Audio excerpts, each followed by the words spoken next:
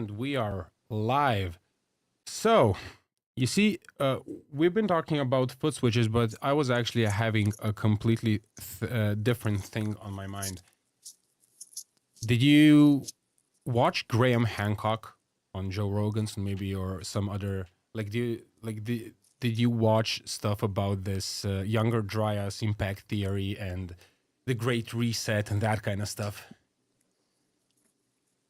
Well, I guess I should say hello to everyone. This is John Mulholland, SpaceWolf, and I apparently lost audio in my headphones, so I'm hearing nothing that Marco is saying.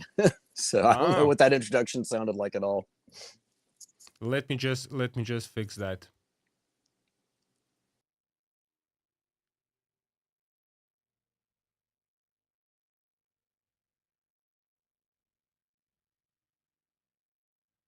What about now? Now we hear you. Yes. Are my lips synchronized with the audio? Just slightly off, but I watch kung fu movies, so I can cope with it. No, wait. Let me fix that. This is weird what happened, but let me just fix that quickly. So, hey man, we are streaming from like vastly different locations. Oh yeah, but I think through like the web of all kinds of different connections. So who knows? The fact that we can even get it this close is probably awesome. Yeah, I actually think that everything is going to work out just fine. You synced up now. Yeah, you synced up perfectly. Synced up? Yeah. Oh, okay. Well, you sort of did. What about now? Maybe that. I need to. No, there's a lag again. There's a lag again. I'm gonna fix it in a second. But maybe as I'm fixing it, you didn't hear the introduction, so I'm gonna have to repeat it. But I will repeat it after I fix this. So you're gonna make since we actually it's quite interesting because we met for Joe's podcast. Since then we had the podcast obviously, but we didn't really have a one-on-one talk. So what I would like to know first, before we start with my introduction yet again, I would like you to tell me and tell the audience actually, what do you do? What's your main connection to the guitar pedal and guitar world? So let's put it like that. And I'm gonna fix this in a second. Well, I guess I've been a musical being as long as I can remember. I've been attracted to things that make music. And just a lifelong fascination with how things work, and taking a real Bauhaus approach to everything. So when, I had a whole bunch of circuit parts lying around and started saying, hey, I can work on amplifiers, I can build pedals, I can, put these transistors and diodes and resistors and capacitors and funny looking ICs that are everywhere in my life because my dad was a repairman, and I just grew up around electronics and also a DIY mentality. So it basically came out of just that whole sense of, make your own tones and like shape it, any way that you want to. And that way you could kind of like create the sounds that you heard in your head a lot easier than like having to go and try pedal after pedal after pedal. And then sometimes that led to all kinds of other things too, just different rabbit holes that I would go down, and cross pollination. I always look outside of whatever discipline that I work in, and I see skill sets that I've come across and other things that I've been interested in that work in say lutherie, especially like there's jewelry making techniques that I learned that have cut the time that it takes for me to do certain operations down to a bare minimum. Just because I have an idea, it's like, well, this is a material, these tools are designed to work with these kinds of materials, and they do it fast and they do it precise. And so it's just, I guess that's basically the journey that I'm on, is just trying to figure out everything that I can and have as much fun as possible along the way. Right. How's my audio now? Is it synced up, or how's the situation? It's still a little bit lagging. All right. Yeah, so it doesn't matter. I'm gonna take care of that as we speak. So obviously we found ourselves that we love the same things. We do love some of the same consumables. We do love some of the same music, pretty much. We do love some of the same pedals, and Hmm. most definitely, I've been following your. You have a few videos on your YouTube channel, and I saw that you built fuzz rates, and that. Hmm. So we have a comment here. I have to address this immediately. So Jupiter effects. Did someone say tube amp? Tube No, amp. I'm pretty sure that we can succeed in not saying tube amp for the next 5 minutes, Chris. Oh, by the way, Chris, is my synchronization okay with the microphone? I would really like that to be okay because it should be. We had some technical issues this time. So, John, tell me Mhm. about fuzz rates. Tell me about your connection with fuzz rates because we do share explicit love for the same pedal. Oh So, yeah. Well, yeah. that's a pedal that I fell in love with as a kid, listening to like 1960s and 70s psychedelic rock on AM album-oriented radio stations in a 1967 Buick LeSabre, All because right. that was the family car, and that sound, the way that it cut through, and it just like it was one of those things that I kept searching for in fuzz pedals. And it wasn't until I discovered, the Fuzzrite circuit and how it worked that I, finally said, oh, that's how they were getting that sound. And it's such a cool circuit because, it's like two different transistors that are separately like feeding back into each other. It's not like your typical two transistor circuit. Like each one, you're sort of like blending and balancing between it, and that's how you can shape the fuzz tone that you get and why you have such a wide spectrum with it. Yeah. How do you, right? Maybe the first question would be, did you have any experience with the Shin A companion type of circuit? Yeah, it's one of those circuits that I've got in my collection, and I've played through some of the examples of it. I was fortunate enough to work out of a lot of different studios with people that had like vintage effects pedal collections before people thought vintage effects pedal collections were cool. So I played through original Echoplexes. I've played through just about every type of amplifier you could imagine. And seen like the 32 track reel-to-reel cassette record, or not cassette, but reel-to-reel tape recorders, for pure analog, and played through some of Neve's boards and stuff like that. So I was spoiled in a lot of So you ways. got the So basics covered. yeah, I mean, a lot of that, just like, I didn't realize like how invaluable that was. But at the time, nobody was into that stuff. Everybody was like, it had to be like DAW, Pro Tools. Nobody wanted these like huge like consoles that looked like they came off the Starship Enterprise for the navigation crew. Right. Yeah. So what do you think? The reason why I asked you about the Shin A companion is because the Fuzzrite and the Shin A companion are kind of similar circuits in terms of the Hmm. architecture, and the reason why it sounds the way it sounds is because of that what you mentioned. So we do have two transistors that are kind of like in parallel feeding into each other, but Hmm. out of phase essentially. A little, yeah, just a little variation in Yeah. it. Yeah. So what happens with a circuit like that is that you get a lot of weird, nasty sounds because of that phasing being some kind of Hmm. delay in some frequencies.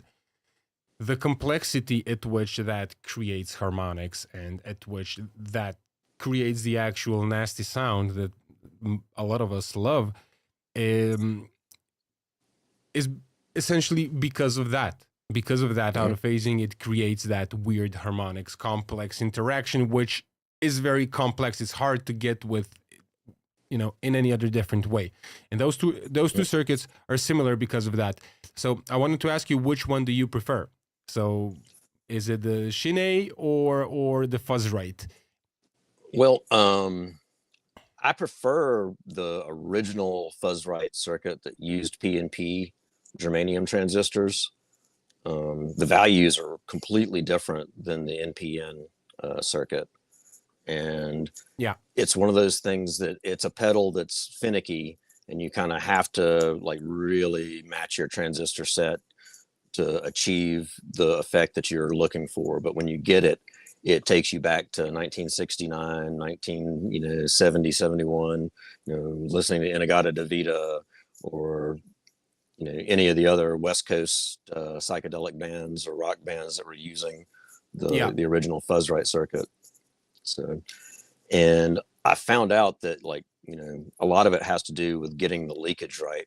You got to have one really super leaky transistor and one super tight transistor. And for the tight transistors, I've found that the old Soviet era UFO type transistors, because their leakage is almost nothing. They're some of the tightest transistors in germanium that I've ever used. And then for the other one, I'm using Can you still get them? Sometimes, are those the MP or MP20, MP20 or 40, MP40? They have the MP. 20s. I think these are the 2 series. These are the civilian. I don't think they're the military.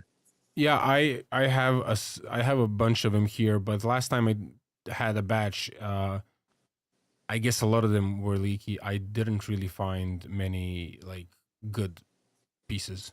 I don't know, maybe it was a bad batch. Yeah, I mean, it's always a possibility. It's very germanium is so tricky. It can go on a dime. Like you can have a germanium transistor functioning flawlessly for decades, and then suddenly it just craps out on you. Yeah, and you don't know why. I let you finish all this because the more you talk, the more I am totally inclined to start off with the way I started out this podcast without the microphone working, right?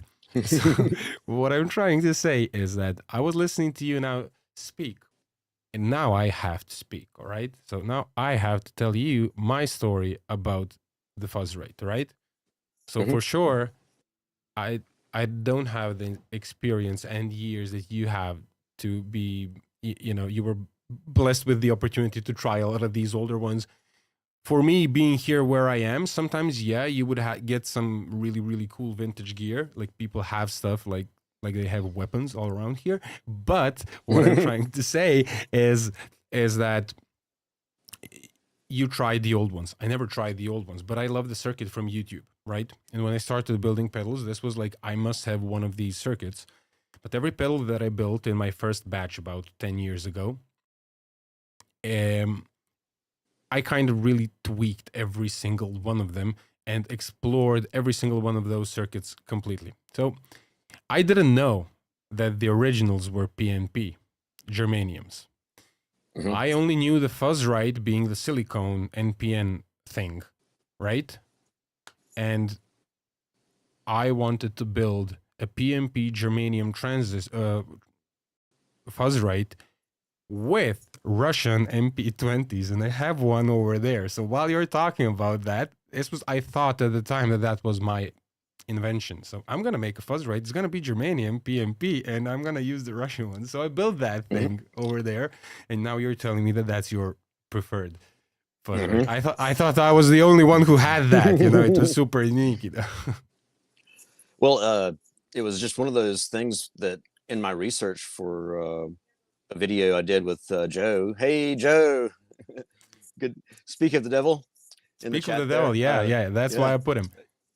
Anyway, in the research I was doing for the Fuzzrite episode that I did with Joe way back in the day, almost a year ago now, it was one of those things that came up that really low HFE transistors were having great results in Small Bear's experimentations with the original germanium circuit. And he said that, for whatever reason, the circuit functioned better with low HFE transistors. And so I'm talking like, things in the 30s, 40s. That's very low. The test that usually, I did. Yeah. But that also enables you in a way to buy a lot of these transistors that are still available, because if you want to find even the Russian ones, just try finding the Russian ones for the Big Muff. It's nearly impossible. It's almost impossible, yeah. And that's the thing, is I've got a huge collection of these Russian UFO transistors that are all in that low HFE range. Like the lower ones are in the mid 20s, and the highest ones I've measured are in the 40s. Yeah, that's actually quite low Mhm. for a lot of these transistors that we are normally searching for when we build these circuits. That's actually quite low. That would be considered like a dead transistor, like a completely leaky transistor Mhm. with those. But that's very interesting. That's very interesting because I don't remember what my transistors measured. I might have it in my documentation, but it doesn't really matter. In the end, like that was a thing, and I absolutely love a fuzz right Germanium PMP. So that was like Mhm. we kind of connected Uh, on that one. Um, yeah. I would like you to tell me before I go back to the beginning, the way how I started this podcast, which is the thing that we should be talking about, and we will. But I wanted you to go a little bit deeper to matching those transistors for the fuzz right and the amount of leakage, and which of these transistors do you want leaky, and which of these transistors do you want tight? Oh wow. Uh, I'm unprepared for that because I would normally have Hey, Adam. pulled out notes for that. But uh, I'm trying to think. It's like the first one is the one that you want to be leaky. I've got it right here in a plastic box, so we could look at it, and I can tell you. Let me grab it. Yeah. There we go. Hey, Adam, how are you? If you're still in the chat, thanks for coming by. It's weird. YouTube is weird these days. It is a little bit weird because something is wrong with my channel. I posted some videos, nobody's watching them. Like it's record low views that I can see that something is wrong with the videos. And same for this live stream. Usually I would have like at least twice as more people with the live stream, but something is wrong with the channel. Only the people who are really planning to be here are here, but I don't know what's actually happening. I don't really care. I just post the videos, but I was saying like I got like a record low views. Like I see that something is absolutely wrong. Like, and also the live Uh, stream is in a way not published, I would say, correctly, but doesn't matter. People will come.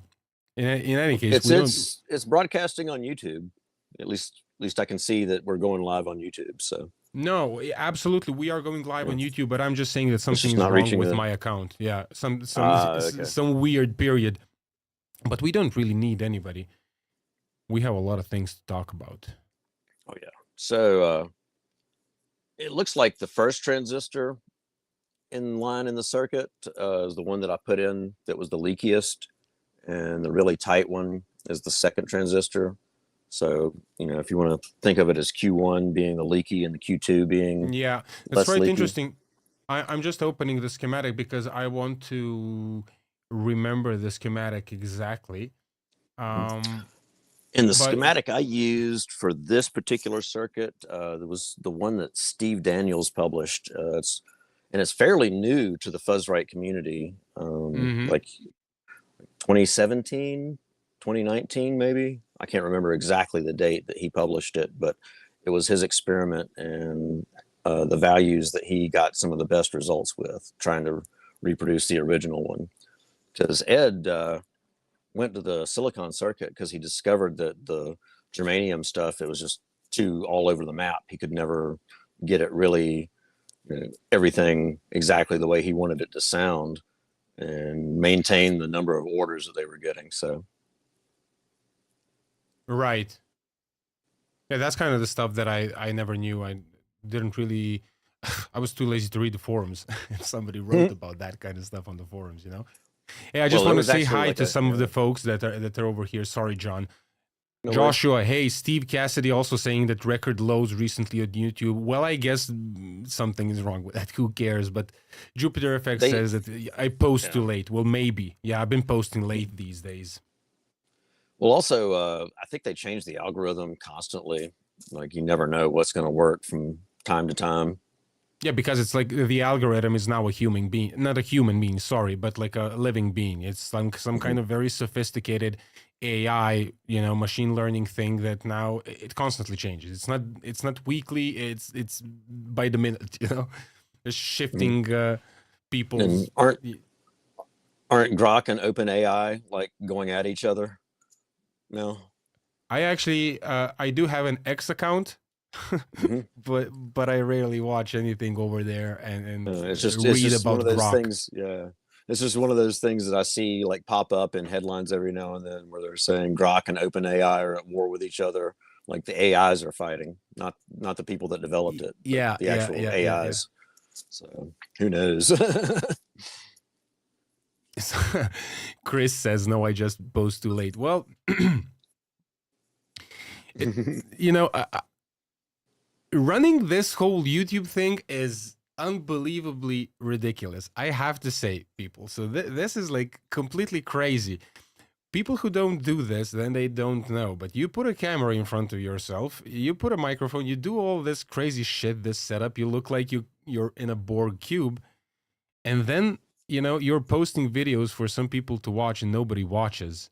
And you know that the video is good. You know that you put your work into that, and it's like this is not happening. And then first you're angry at the algorithm, then you're sad, and it's a little bit of a depression part happening, but when you survive all that, you don't give a fuck anymore, honestly. Now I post, I don't care who watches, what the algorithm does, because it's super stupid. I can wake up tomorrow morning and people start watching the video for whatever reason. But in any case, let's go back to the fuzz rate, because that is sort of going to bleed us in to the introduction that I started off with when the microphone was not working. So let's finish up with the fuzz rates, because we were explaining why the actual builders of the fuzz rate switched over to silicone transistors. But what is it about the circuit? What is it about the germanium that you prefer over the silicone? And I'm talking about sound-wise. I think it's just the fact that germanium has that different way of recovering, like different sag rates, and because the fuzz rate is taking so much advantage of that, and it almost is like perfectly loose, where it's unpredictable in a way that you can almost let the pedal like tell you like what your next note's going to be, or how you're going to attack the next note. And I can see why it got used in some of the songs that it got used in. Like you can really dial it in to like this really kind of like overdrive sound, where you're all on the tight transistor, and you can go all the way over to the really loose transistor and just have pure chaos. And it works so great for the biker rock sound. For whatever reason, you're playing like single note lines, like Davey Allen and the Arrows type stuff, and the little like just random crackles and stuff that the germanium transistor does, for whatever reason, like just because they're dirty, like because of the fact that they were made to these weird tolerances. And I imagine you'd have to do some like really circuit wizardry to take a silicon transistor and create the same kind of stuff. Like you'd probably have to make a much more complicated circuit to get the same sound if you're trying to recreate that sound. If you would ever be able to recreate that sound. And that's kind of weird, because what I started doing on this channel is I kind of want to tackle some of these topics, because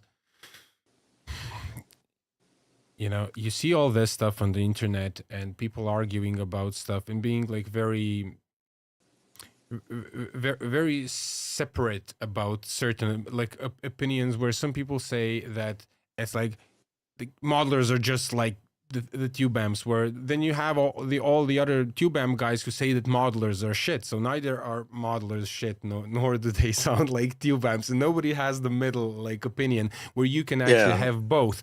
Well, a lot of people, what I'm trying to get at is that a lot of people, when they listen to someone talk about stuff like you do now, because you were talking about sag, you were talking about some crackles in the transistor, a lot of people would say to that, hey man, that's bullshit, you're imagining stuff, whatever, that's not important. You can go and buy the fuzz rate off AliExpress and it sounds the same, and it's cheaper, whatever.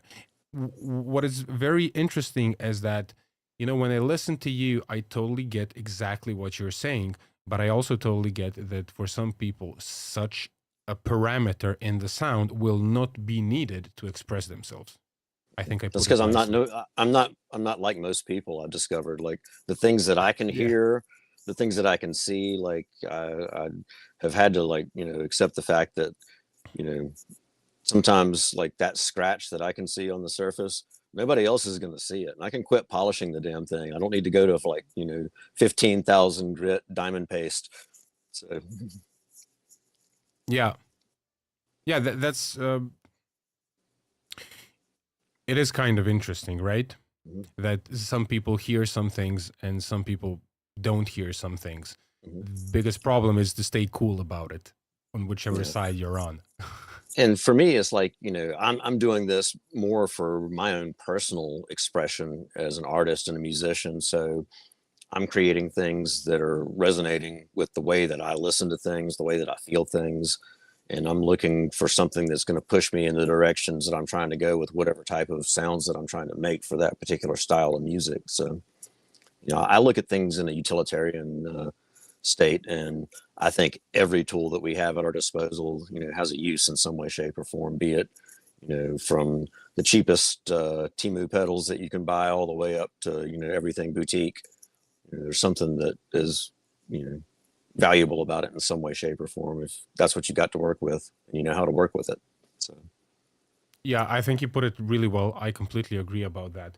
Now, speaking of fuzzes, since we are in love with fuzz sounds, because of all those details that you just talked about, I started this podcast asking you, did you watch this stuff with Graham Hancock? And did you watch this stuff about this younger dryas impact theory and that kind of stuff?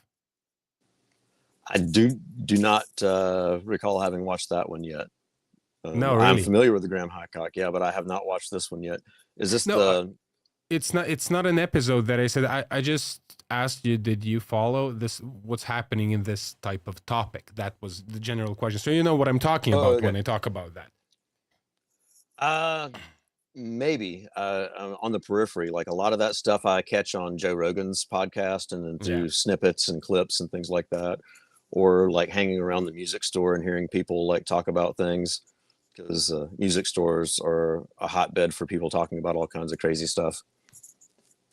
It's good that you still have music stores. No, the reason why I asked you that, if I thought about it a few days ago, this is the stuff that I think about.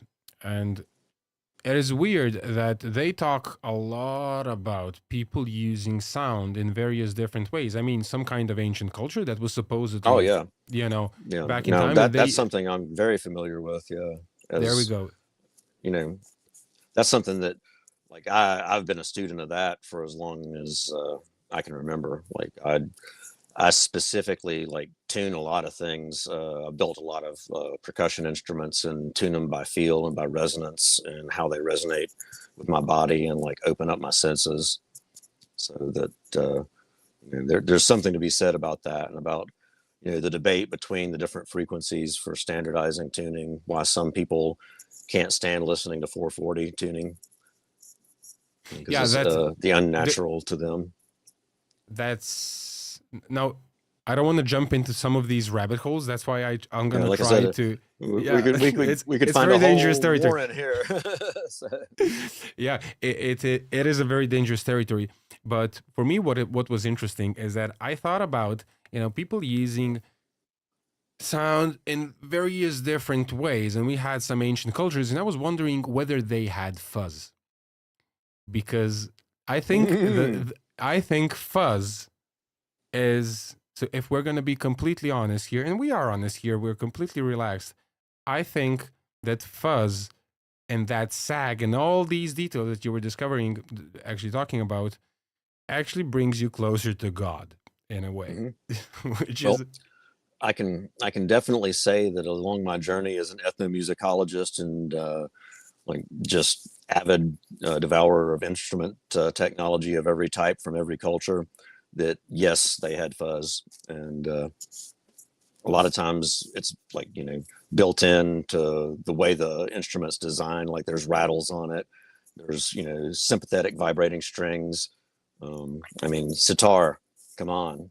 oh yeah, You make a bridge that intentionally vibrates and fuzzes out, and you amplify it as much as you can with a giant gourd. So yes, they had fuzz. I think fuzz is a very important effect, be it acoustic or electric, and ultimately Yeah, ends up being acoustic. It comes out of speakers. So exactly. Exactly. Yeah, so there is something to be said about fuzz. Tell me now, what were you working on recently? What is your most recent project? You were talking about Telecasters with Joe, but do mhm. you have something else that you are currently working on? What is your most interesting thing at the moment? Most interesting thing is a '63 Stratocaster that came in for repair, Yeah, and you mentioned it. you know, getting it all kind of up and running again for the person who inherited it. It was his grandfather's, and his grandfather was the original owner. That's probably the most interesting to the nerdy types. But also, I've got a '70 Stratocaster that I'm replacing a brass nut on, for a guy who's an amp builder and amp tech for some pretty like well-known people in the Nashville scene and stuff. He has a amp modification company called Omega Modifications. I think I heard of that. And so, yeah, Jim Price is his name, and he's based out of the same county that I landed in here. So it's kind of serendipitous. I've been excited about having him come on one of the future episodes of our podcast at some point and talk about all the different things that he's done. And he's one of those people that learned his skills in the U.S. Navy, working with tube circuits, like a lot of people that got into doing that kind of stuff did. Right. So, and let's see what else I've been doing. Like just trying to What about figure pedals? out. Yeah. What is the latest pedal that you made? Well, the latest pedal that I've made is one that's still not made because of my switch situation that we were Oh yeah, talking about. yeah. Yeah, that kind of put a little bit of a hamper on things. So What's your opinion on the switches that you can actually get from AliExpress, for example? I don't know. I haven't bought any of them. I've always bought my switches from part suppliers, places like Mammoth back when they existed, or Mm. DIY stomp boxes, and now stompboxparts.com, or General Guitar Gadgets, or Newark, those kinds of General places. Guitar Gadget's still working. That's interesting because I somehow thought I they. don't know. It's been a minute since I've ordered anything from them. Mhm. It's been at least a year since I ordered anything from him. So, Yeah, but but then as of last year, he was still working. yeah. So we have people commenting here. Uh, I love the idea of fuzz brings you closer to God. Well, everybody has their own God, and everybody has their own way to get closer. I guess Well, fuzz helps me I out. mean, I think about it like, it sets up these resonant frequencies. And when I'm dialing in my fuzz, I'm paying attention to how it makes me feel. And then whenever I get the feeling right, then, an hour and a half later, my worship's done and the neighbors can rest in peace again. Right? Yeah. But what about so we obviously like fuzzes, but what is your favorite overdrive circuit?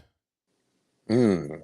Now, that's a pretty interesting question because I've been playing around with, a few different ones, and I'm kind of liking this overdrive that I've sort of made a hybrid out of what was originally designed to be a clean circuit, and I've added clipping sections into it. It uses a MOSFET and a JFET, and the reason why I like it is because it gives me like really good, punchy, clean attack, good note separation, and even if I get it like really dirty and distorted, you still can like play fast on it. You don't lose a lot of your intricacies and that sort of thing. So it is a design that you worked on, or is it based on something I didn't catch it? It's based off of something from the Runoff Groove website, which was a famous DIY community from the early 2000s. I think this one was 2004 when I discovered it, and it's called the Pepper Mill.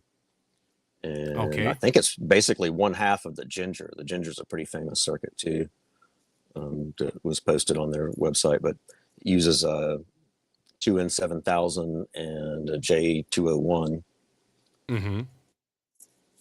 But they're And used for amplification, and how do you achieve the clipping? Is it only like MOSFET, JFET, or do you have diodes and some kind of?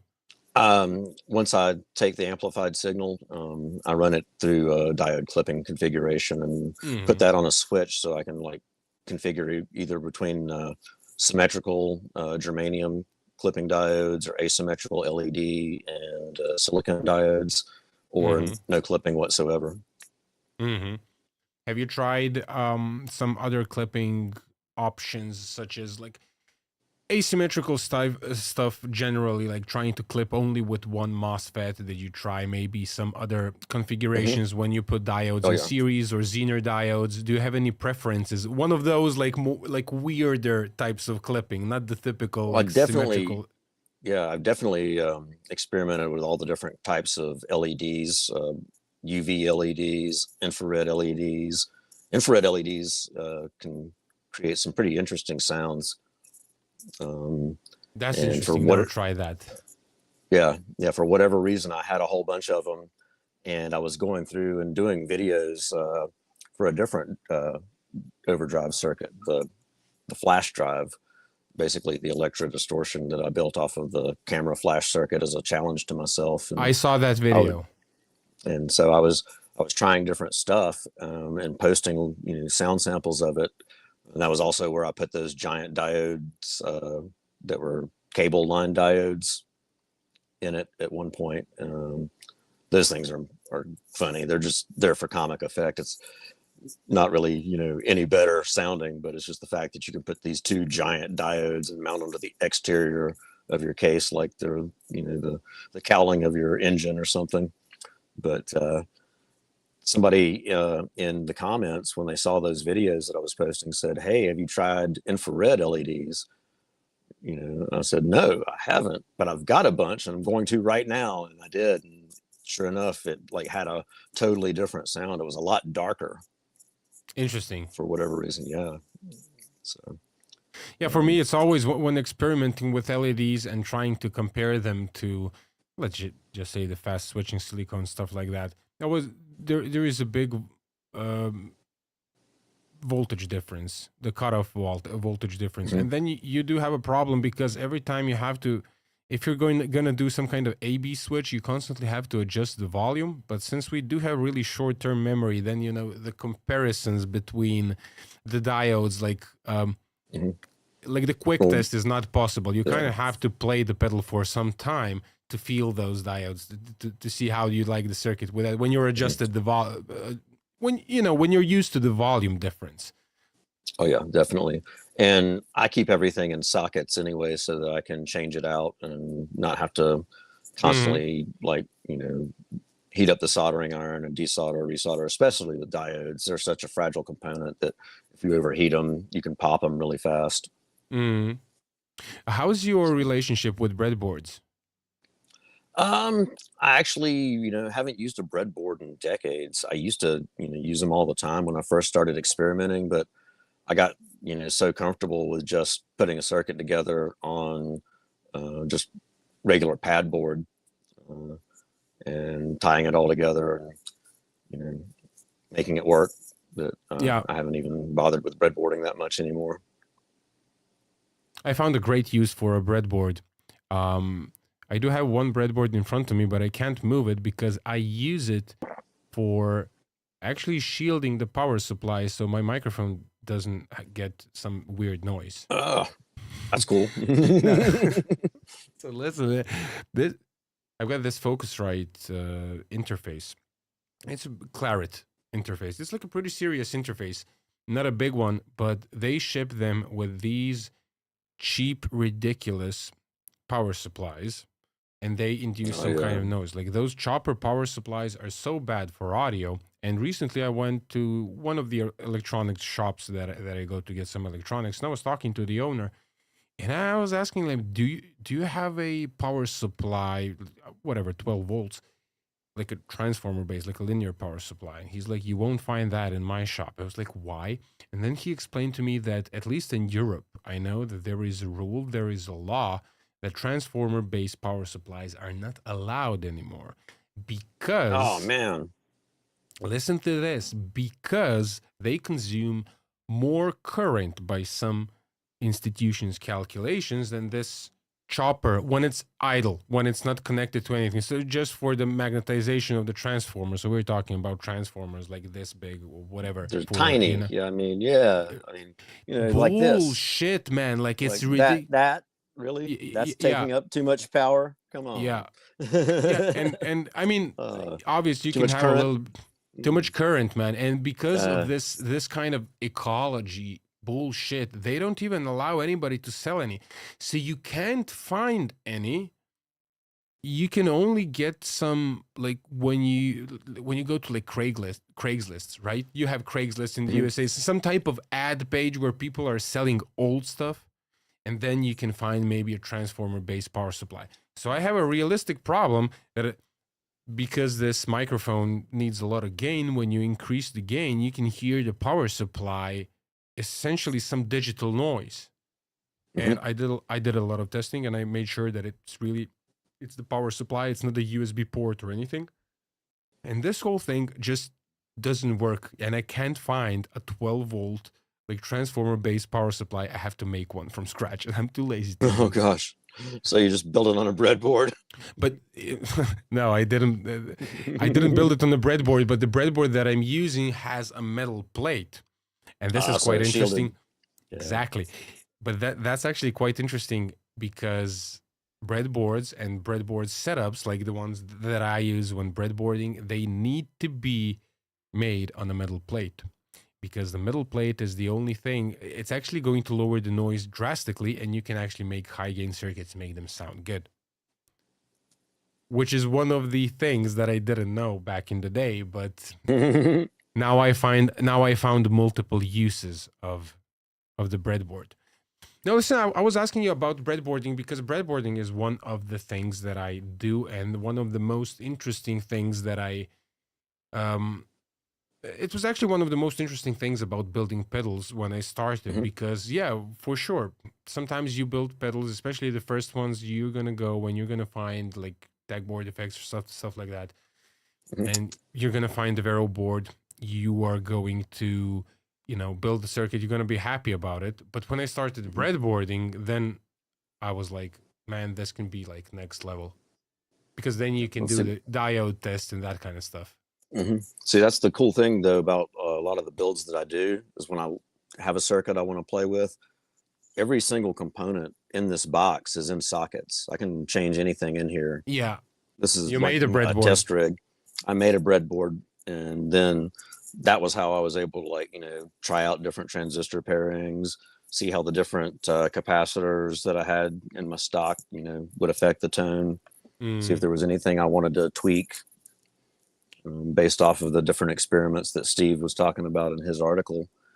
And so I have this one's not one of them, but I've got circuits around that then sometimes they become new circuits because the topography you know is the same, but then I've found a new approach to using that topography. That's why having my little fuzz face lab came in so handy when I developed a boot face circuit, is it gave Hmm. me a place that I could try out all the different values and get the um, ratios exactly where I wanted them to be, so I got the right output volume and still maintain the same kind of effect that I was getting. Yeah. So we got a comment over here by Hayes Anderson. Breadboarding is for amateurs. Just trying to get that controversy going. You know, yeah, exactly. Breadboarding is for amateurs, but I'd say breadboarding is one of the most fun things I ever did one in of my the life, man. one of the most frustrating things in breadboarding experience that I ever had is I was working with endangered audio effects out of Asheville when we were doing the rebirth of the throbbing gristleizer, the famous like industrial effect that only like a few of them were ever made, and there was only one in existence, and it was no longer working. But for whatever reason, they were able to get in touch with the guy who designed it, and as we were like breadboarding things, trying out, because he said that he had no idea how it worked, that he just like had some ideas and threw some stuff together, and if it worked, he like gave it to him. And so we were taking all of his concepts and like trying different things and trying to, you know, standardize something so that it was consistent and we could like make these limited run console versions of them. And the breadboards that we got were all faulty. So we spent hours like having like things thinking like things weren't working, but the connections inside the breadboard Yeah, were that is a faulty. huge problem. Yeah. Yeah. And so it was just like one of those things we said, hey, you know, let's just build our own breadboard and then we can like pop things in at will. Yeah, I actually spoke to Joe about it, and he was like, "Nah, man, I don't do breadboarding because he likes the big vintage style parts. Mhm. You just put them in And once." yeah, put them in once and your breadboard's ruined. Like, Yeah, see, I've got the I perfect breadboard for that because they used to make these breadboards that like had their own power supply built into them, like a giant transformer. Even had a speaker so you could test signal, hmm and they had really huge sockets, so those giant legs would fit.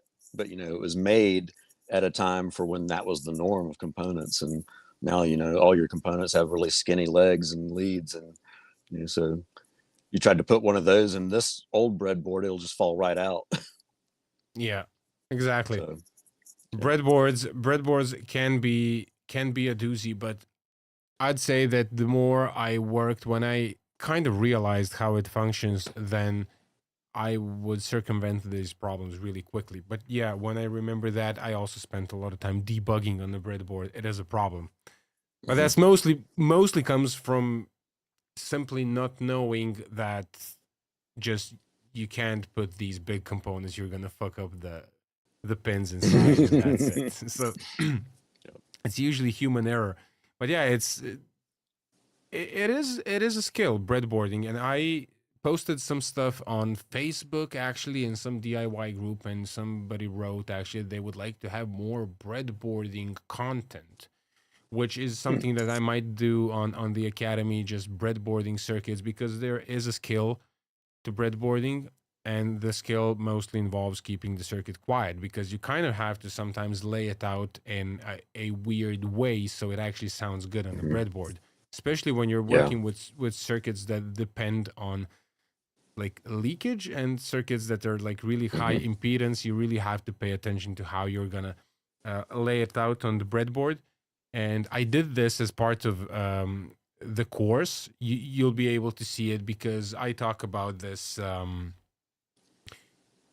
For example, the big muff is really problematic. There's a lot of gain. You want to lay it out on the breadboard, doesn't work every time. You can have a lot of problems, Hmm. So you sort of have to pay attention to a lot of different things, which are very similar to when you lay out an amplifier, for example. When you work on some kind of point-to-point amplifier, the way like where you have to, run the wires through, how you have to do Hmm. the grounding. It needs to be done well. And as the Oh yeah. gain goes up, the more problematic this becomes.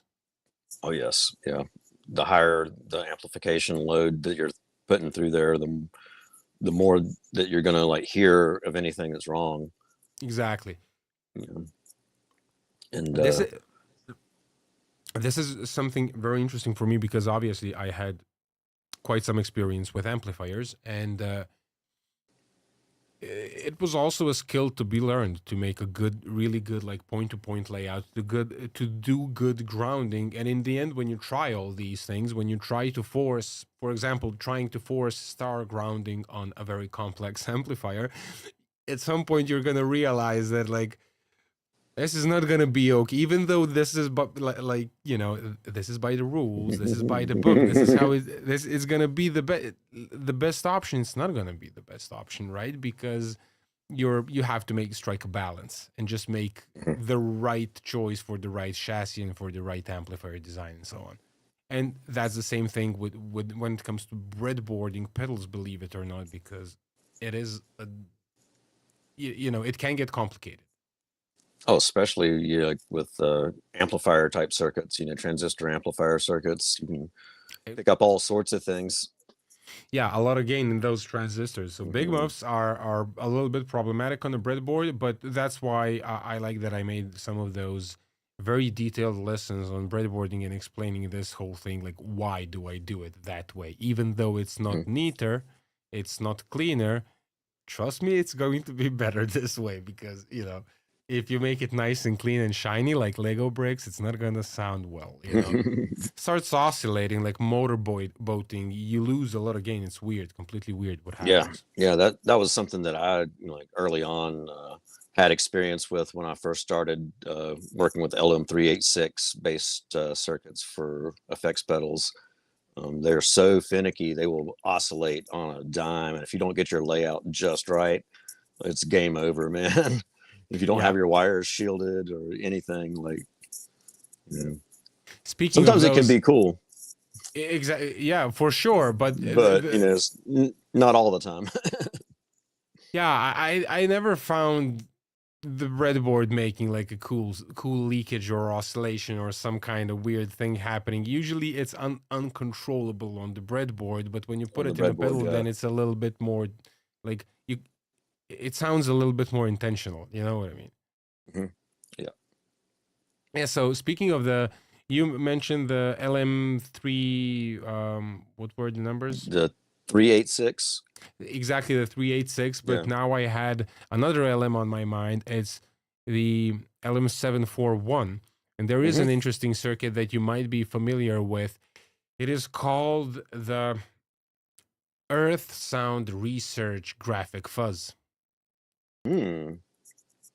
That sounds intriguing, especially if it uses a 741, because there was only like a couple of other circuits that I was familiar with that used the 741.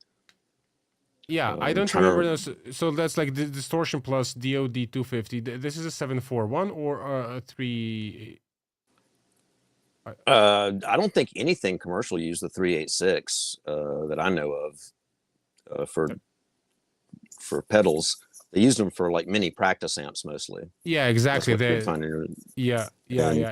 It's such a weird little like op amp. It can be so finicky and it's so cheaply made that to try and make a pedal out of it, you kind of have to know your voodoo.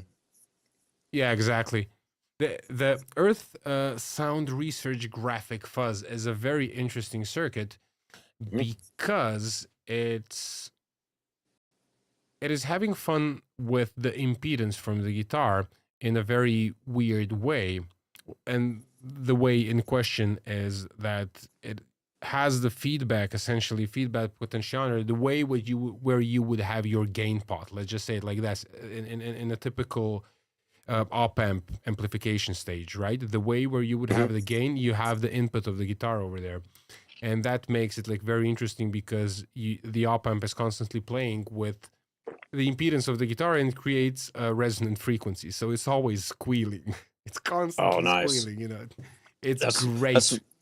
That's one of my favorite things about the harmonic percolator circuit too, is you could just set it so that it, it's going to make noise as soon as you take your hands off the strings or stop playing, and you can then palm mute it and make it go quiet, and then take your hands off and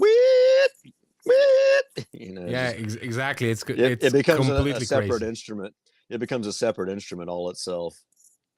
No, you should take a look at that circuit. I think the graphic fuzz would be very interesting to you. And one other thing about it, it also has a little bit of a weirder, and in the original form, it has a little bit of a weirder power layout. Let's just say it like that, because it just uses a battery, splits the battery, and makes like a bipolar power supply just by using the battery.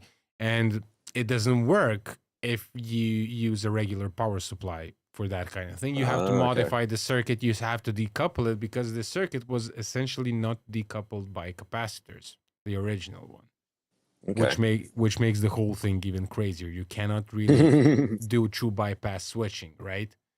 So it's a really, really crazy circuit that plays with the impedance and also uses an LM, one of those 741s. LM741. But I wanted to say, like, those, when I see the LM, usually it means like lo-fi, Yep. Yeah, they're like the workhorse amplifier chips, basically. Exactly. And and funny how people just, found them to be the best op amps for fuzzes. Why not the expensive ones, right? Because they were too clean. All your Mm. audiophile op amps are too clean to get the dirt you want out of them. Yeah. What if And that's- everything is inverted? If guitar amplifiers are lo-fi, and if that hi-fi stuff is hi-fi, what if hi-fi is actually lo-fi and lo-fi is actually hi-fi?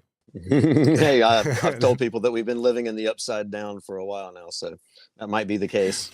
Exactly. That's what, like that episode of South Park when they invert the pyramid.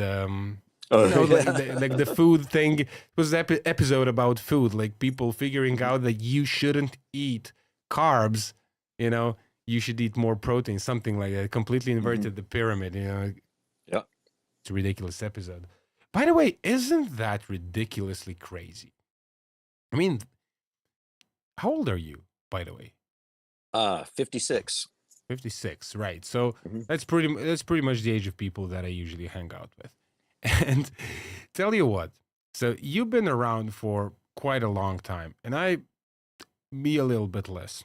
I've been watching my grandfather until he died. He was going to these doctors, and they were telling him, you shouldn't be eating this or that because of cholesterol. You shouldn't be eating these fats and whatever. And the solution was eat bread and margarine. You know what margarine is? Oh yeah, poison. Right? So that Plastic was the oleoresin, yeah. that was the fucking solution, right? And I remember Yeah. when I was a kid, like he's like super sad because he cannot eat bacon because the doctor told him he cannot eat bacon, so he has to eat this fucking margarine shit. And that's why I'm saying, like, stuff changes, people. Like, come on, like stuff just changes, and it's never again like that. They poisoned the whole generation, and they thought they lived this whole thing that it should be like that. And that's why I'm saying that maybe lo-fi is actually hi-fi.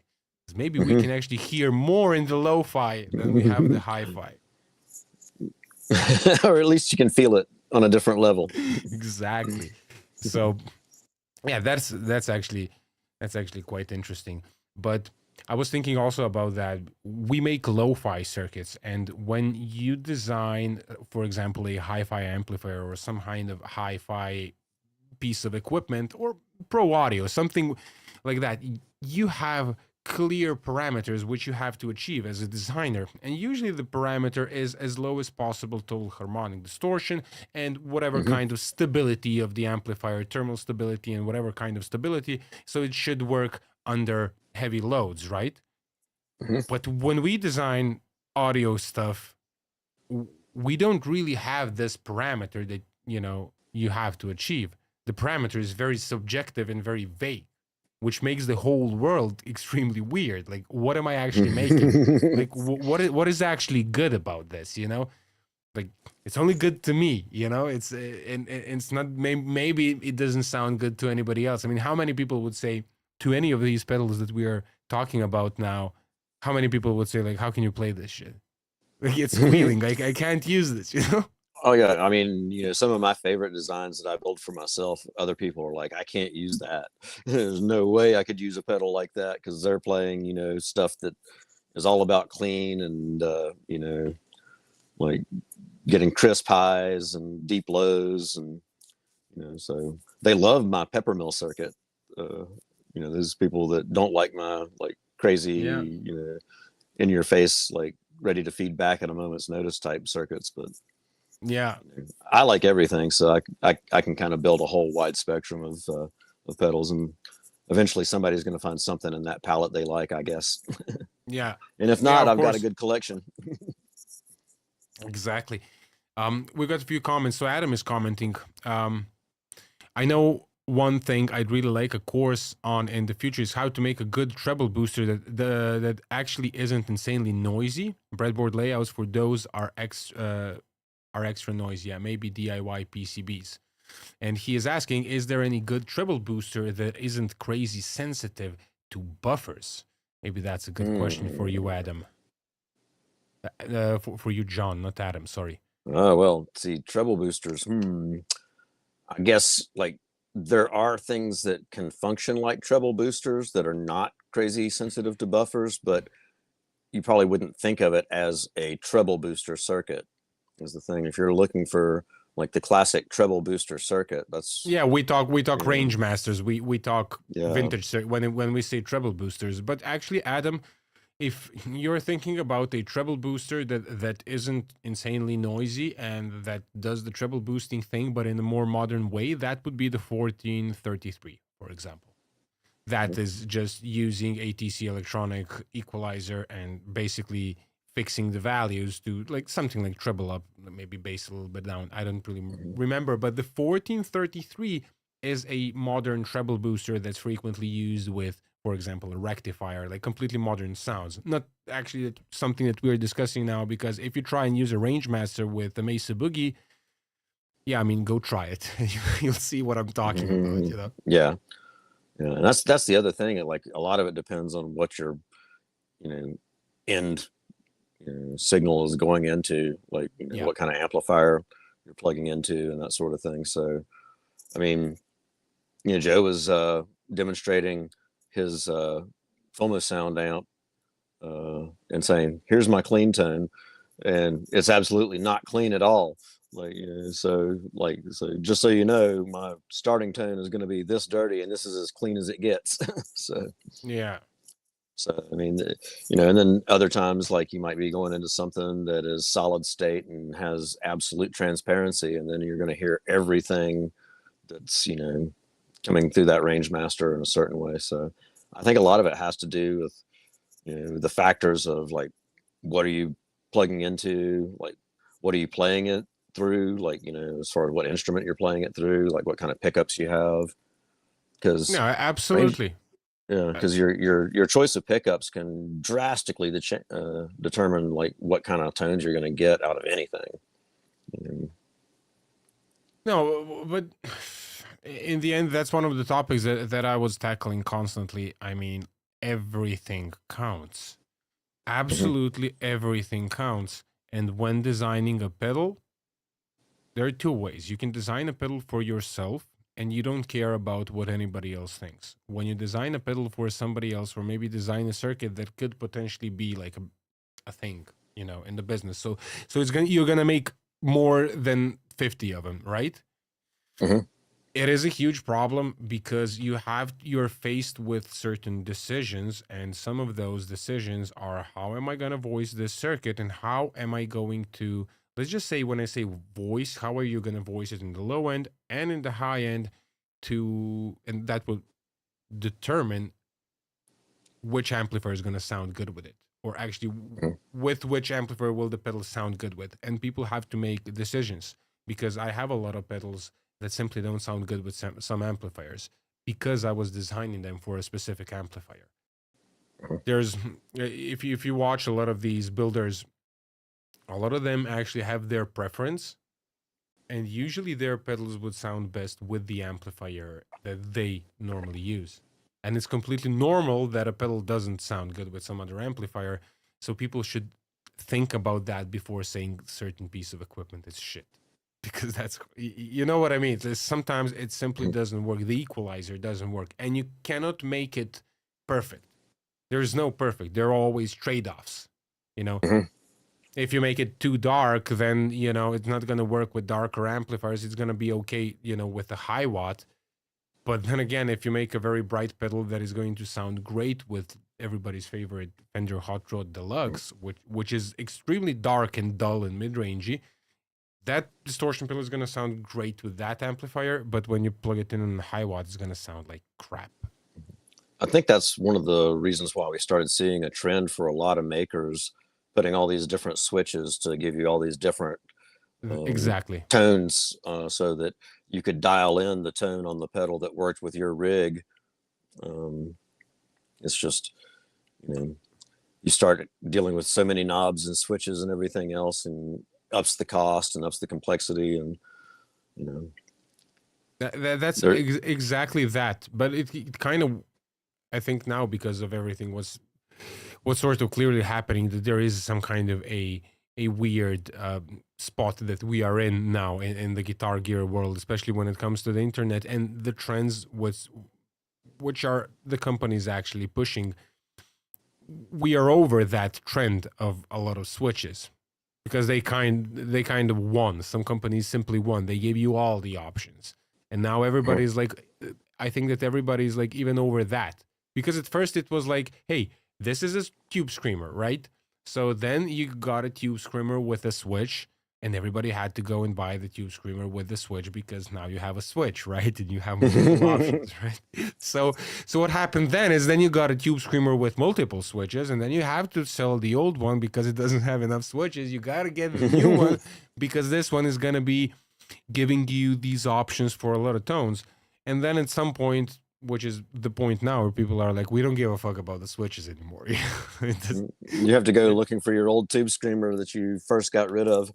Exactly. Yeah. So everybody's like, we don't care. That is you were absolutely correct about that. And I do have a few pedals where I purposely made switches for that kind of thing, because I was making that pedal to be like a working pedal for me when I go do gigs.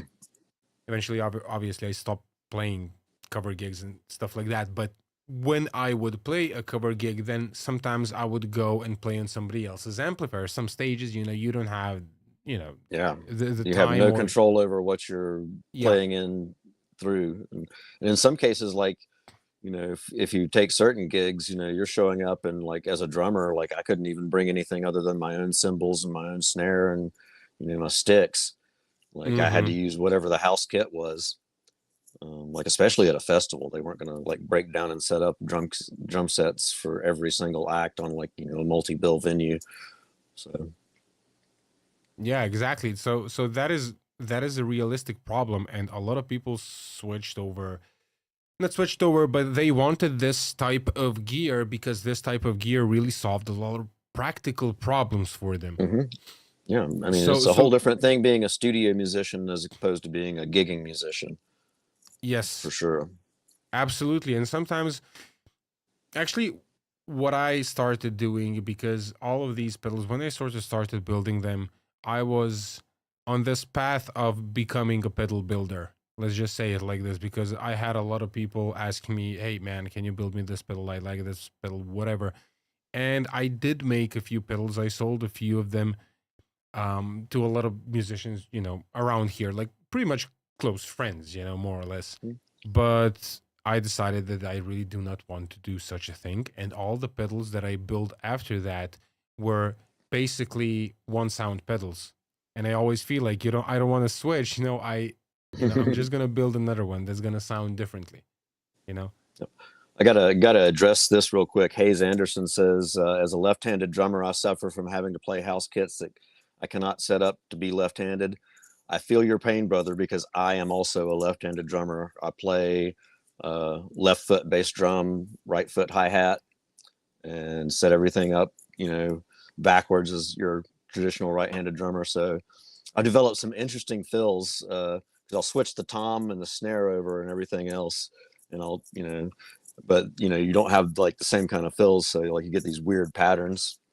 And then sometimes I'll like just play a right-handed kit and like just set the hi-hat all the way down and, and just like play some sort of split thing.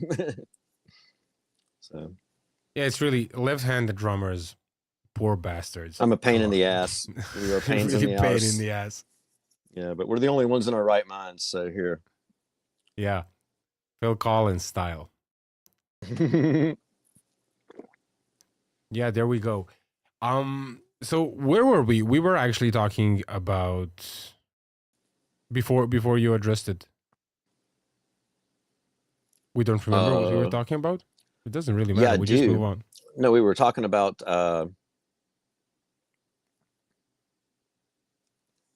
oh man. No, what was I talking about? I was talking about tubes. Exactly. Yeah. I was talking about switches and tube screamers and that switches kind of and tube screamers, and that's being on its way out is what it was. Yeah.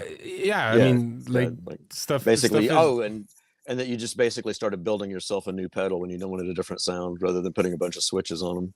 Yeah, exactly. I So think.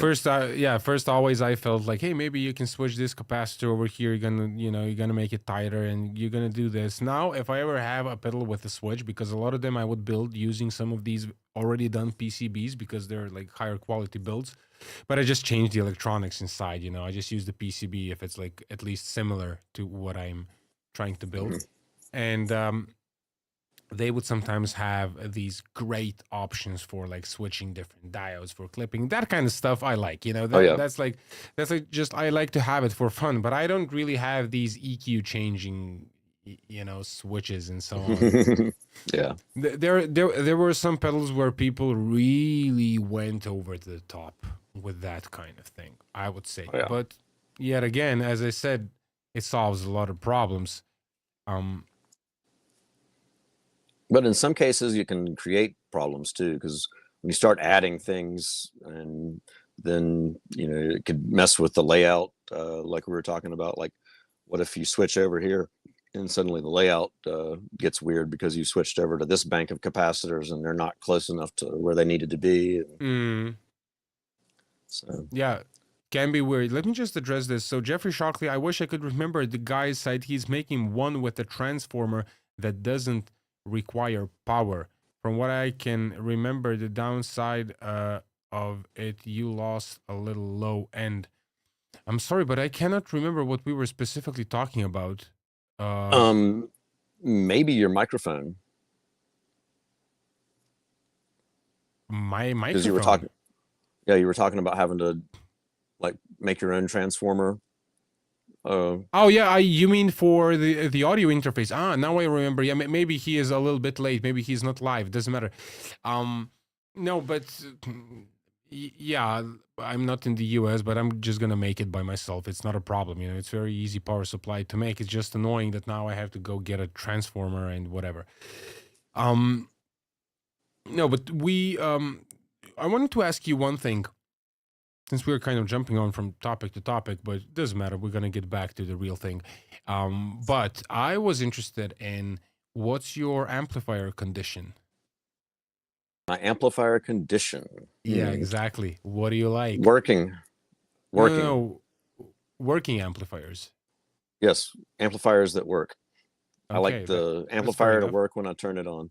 That's fair enough. Other Yeah. than that, like I'm all across the board. Like I said, I got spoiled, and I appreciate like really, really like crappy lo-fi, low resolution amplifiers that sound a certain way, like you're listening to your guitar being played through an antique radio, Hmm. all the way up to really expensive, boutique amplifiers and everything in between.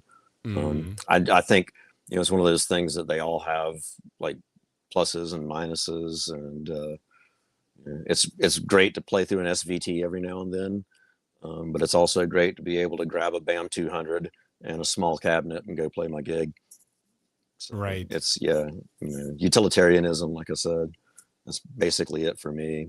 Um, Most of my testing I do with my little solid state BAM 200, because I can have that as a baseline, and then I can take my designs from there and then run it through different tube amps that I have access to now.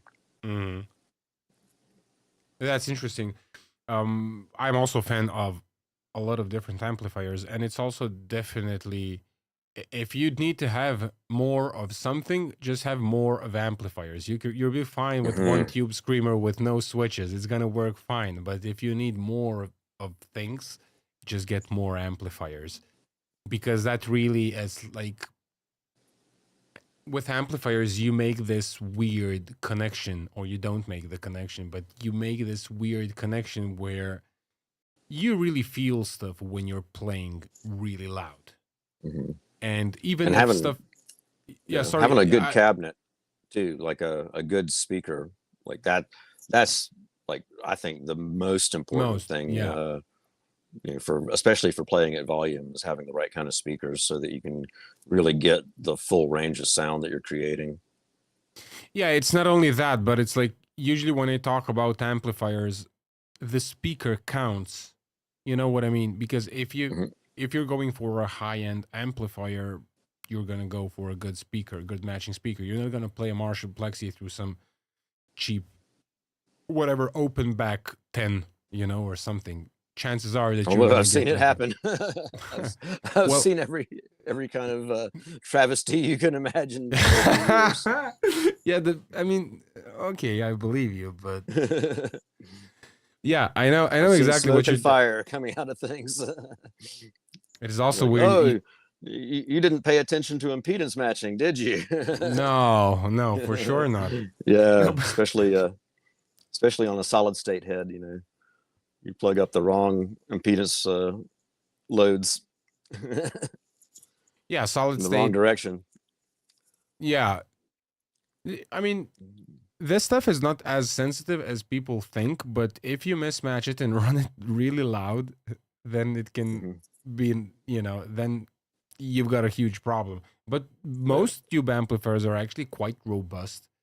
I think people are super afraid of them. There was, at least over here, there was a lot of people who, I guess because of some of the people who work in music shops, they would tell some stories and some myths, and this is like about the age of like pre-YouTube, so you still didn't have the right information, and rarely anybody, especially in Serbia, was on the forums. They were just playing, they were not reading American forums. And what happens is that they got a lot of bad information that resulted in a lot of um, fears and insecurities when it comes to tube amplifiers. But you would be actually surprised how a good, correctly set up working tube amplifier, how robust it can be, and it can take a huge Mhm. beating and mismatching and all kinds of stuff. Oh yeah. Yeah, but it's super interesting. Yeah, the speaker cabinet thing is fun because when I see some of these DIYers, there are a lot of people who believe that they can make speakers and making speakers is easy. In my opinion, it's far easier to make amplifiers. Don't go to the speaker world because that's absolutely ridiculous. It's too close to hi-fi, all right? So we want to stay in the lo-fi domain. but but they make a lot of these, like when you go to those Craigslist and you run through some of these ads, man, I'm surprised what people make when it comes to speakers, what kinds of combinations. You can see that the wood was basically cut with a saw, a hand. Like it's a complete disaster. What you can see Mhm. sometimes, these pictures Oh, can be published on the internet just for laughs. well, what's really funny is when you go into some of the vintage cabinets, you like take the backs off, and look behind the scenes and you see how they were constructed on the inside. And same thing, like just hand sawn, like, you know, really rough cut, rough fit, and put it on there with some glue and a couple of nails and cover it with Tolex. I mean, it's not your finest cabinetry work on a lot of your vintage Marshall cabinets and orange cabinets and stuff like Oh that. yeah. Those definitely. Yeah, but it's interesting what people. Interesting what people make. I had some experiences while working pretty much like a sound engineer, and then I would go sometimes to a gig and I would get the certain band members, and then you would get an occasional guitar player or bass player that goes with a full DIY rig. Oh And yeah. even though I'm doing essentially a business that is based around DIY, and I suggest everybody do DIY stuff, but there is good DIY and there is bad DIY. So if you cannot do Yeah. good DIY, just, don't D DIY. yeah. DDIY. DDIY, right? So Yeah. just give it to somebody else, pay somebody else to do it. But it's interesting how sometimes these people are sure of themselves that they have like an amazing sound because they built it by themselves, and you're like, my God, this is a complete So disaster. the the comment that Jeff Shockley left was about the treble booster. Oh yeah, I see Um, now. Oh, that is actually quite interesting because if I then reread what he was it left as, maybe Waylon McPherson? Would that be the guy's site? no. I think he was talking about something else, but it Oh, he could said it's be. a yeah. Well, here's the thing: since he mentioned the transformer, so as far as I can remember, So we're talking about a treble booster using a transformer that doesn't require power, and you lose a little bit of low end. Well, I guess that's some kind of very, very simple transformer circuit that essentially affects the EQ curve, but that's a lossy thing. So you definitely also lose a little bit of output. But I love these passive circuits. They're actually quite interesting and quite good and quite well paired with a lot of different gear. It's quite interesting. That's like the pretender thing that I made a video about. Essentially, a wah pedal inductor with just making a circuit, and it's very interesting how we perceive stuff. Even though you essentially lose some signal, what you perceive as louder or even better because of the EQ shape that happens. But yeah, that's okay. But that is a good EQ. But with treble boosters, you actually need a little bit of boost. And if we're talking range masters and that kind of stuff, that was basically used to push Marshalls that were clean, essentially. Plexi Marshalls, you just couldn't get a lot of distortion out of them, so you would use treble boosters to push it. So you needed the actual gain. You can't really make it passive. That's at least my opinion when it comes to talking about the treble booster in the classic way. Yeah, so we mentioned tube screamers, we mentioned some fuzzes, but you don't struck me as any kind of distortion circuit guy. Is there any distortion circuit that you like real distortion circuit? Well, I do like the tube sound fuzz circuit, which I think of it more as a distortion than a fuzz. It's the one that Craig Anderton came up with using the CMOS chip and rewiring it as a linear op amp. I know. Yeah, exactly. I know which one. I like that one a lot. Yeah, but that one is still... It's still more in, the F domain. I don't know. It's not as fuzzy as like what I would think of as a fuzz. But it's still vintage. It's still kind of classic sounding. Yeah, and I think what he was trying to go for the sound of tube distortion with it, like an overdriven tube amp, and that's the kind of distortion that I like. Is like something that has that kind of sound to it, and that pedal kind of captures it pretty well. For me, anyway, it does. And let's see. I would like to revisit that circuit. The Rat it has some definitely too. I love the Rat circuit. That's to me, it's like when you say distortion, I just think Rat and it's over. Yeah, but that is still kind of a vintage circuit. Yeah, distortion, Rat, yeah, but this is still not like Marshall-esque, like the modded Marshall distortion. It's still different. The Rats are completely different from that. Yeah, it's true. I guess the reason why I like the circuit that I'm working with, the salt grinder circuit, which is my version of the pepper mill with some clipping sections added into it, is because it sort of has what some of those modern distortion pedals are going for. Like if that's what you're talking about, like yeah. I was interested in just like sound wise. I was interested about your perception of the distortion, like what kind of distorted sounds you like, because I had different periods. I do love the vintage style ones, like for example the Rat. It is still a vintage style distortion circuit, and I know that because, for example, whenever I communicated about these things with my best friend, who is a producer, and he's a Marshall player, and he always searches for the Marshall, whether it's in a pedal. He plays like hardcore punk, and it is like he likes the fast stuff. He likes he settled on the Friedman distortion, for example, and that's when I talk about modern distortion. That's what I'm talking about. Still, when you talk about the Rat, it's still like a vintage circuit. You would even consider it a fuzz. You know what I mean?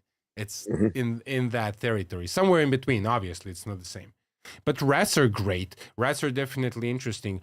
Did you build a Rat?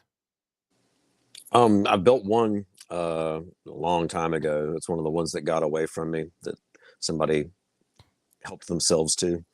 Oh yeah, So I've got to amazing. rebuild one, especially now that I found my stash of 308s. I've got a whole bunch of original LM308s chips. So That's really cool. I remember I mhm. also have a rat, and I was searching for the 308. I remember I really had problems getting one, to get an original one. To get an original one, yeah, there's so many fakes out there now that are Oh being, yeah, sold off as so.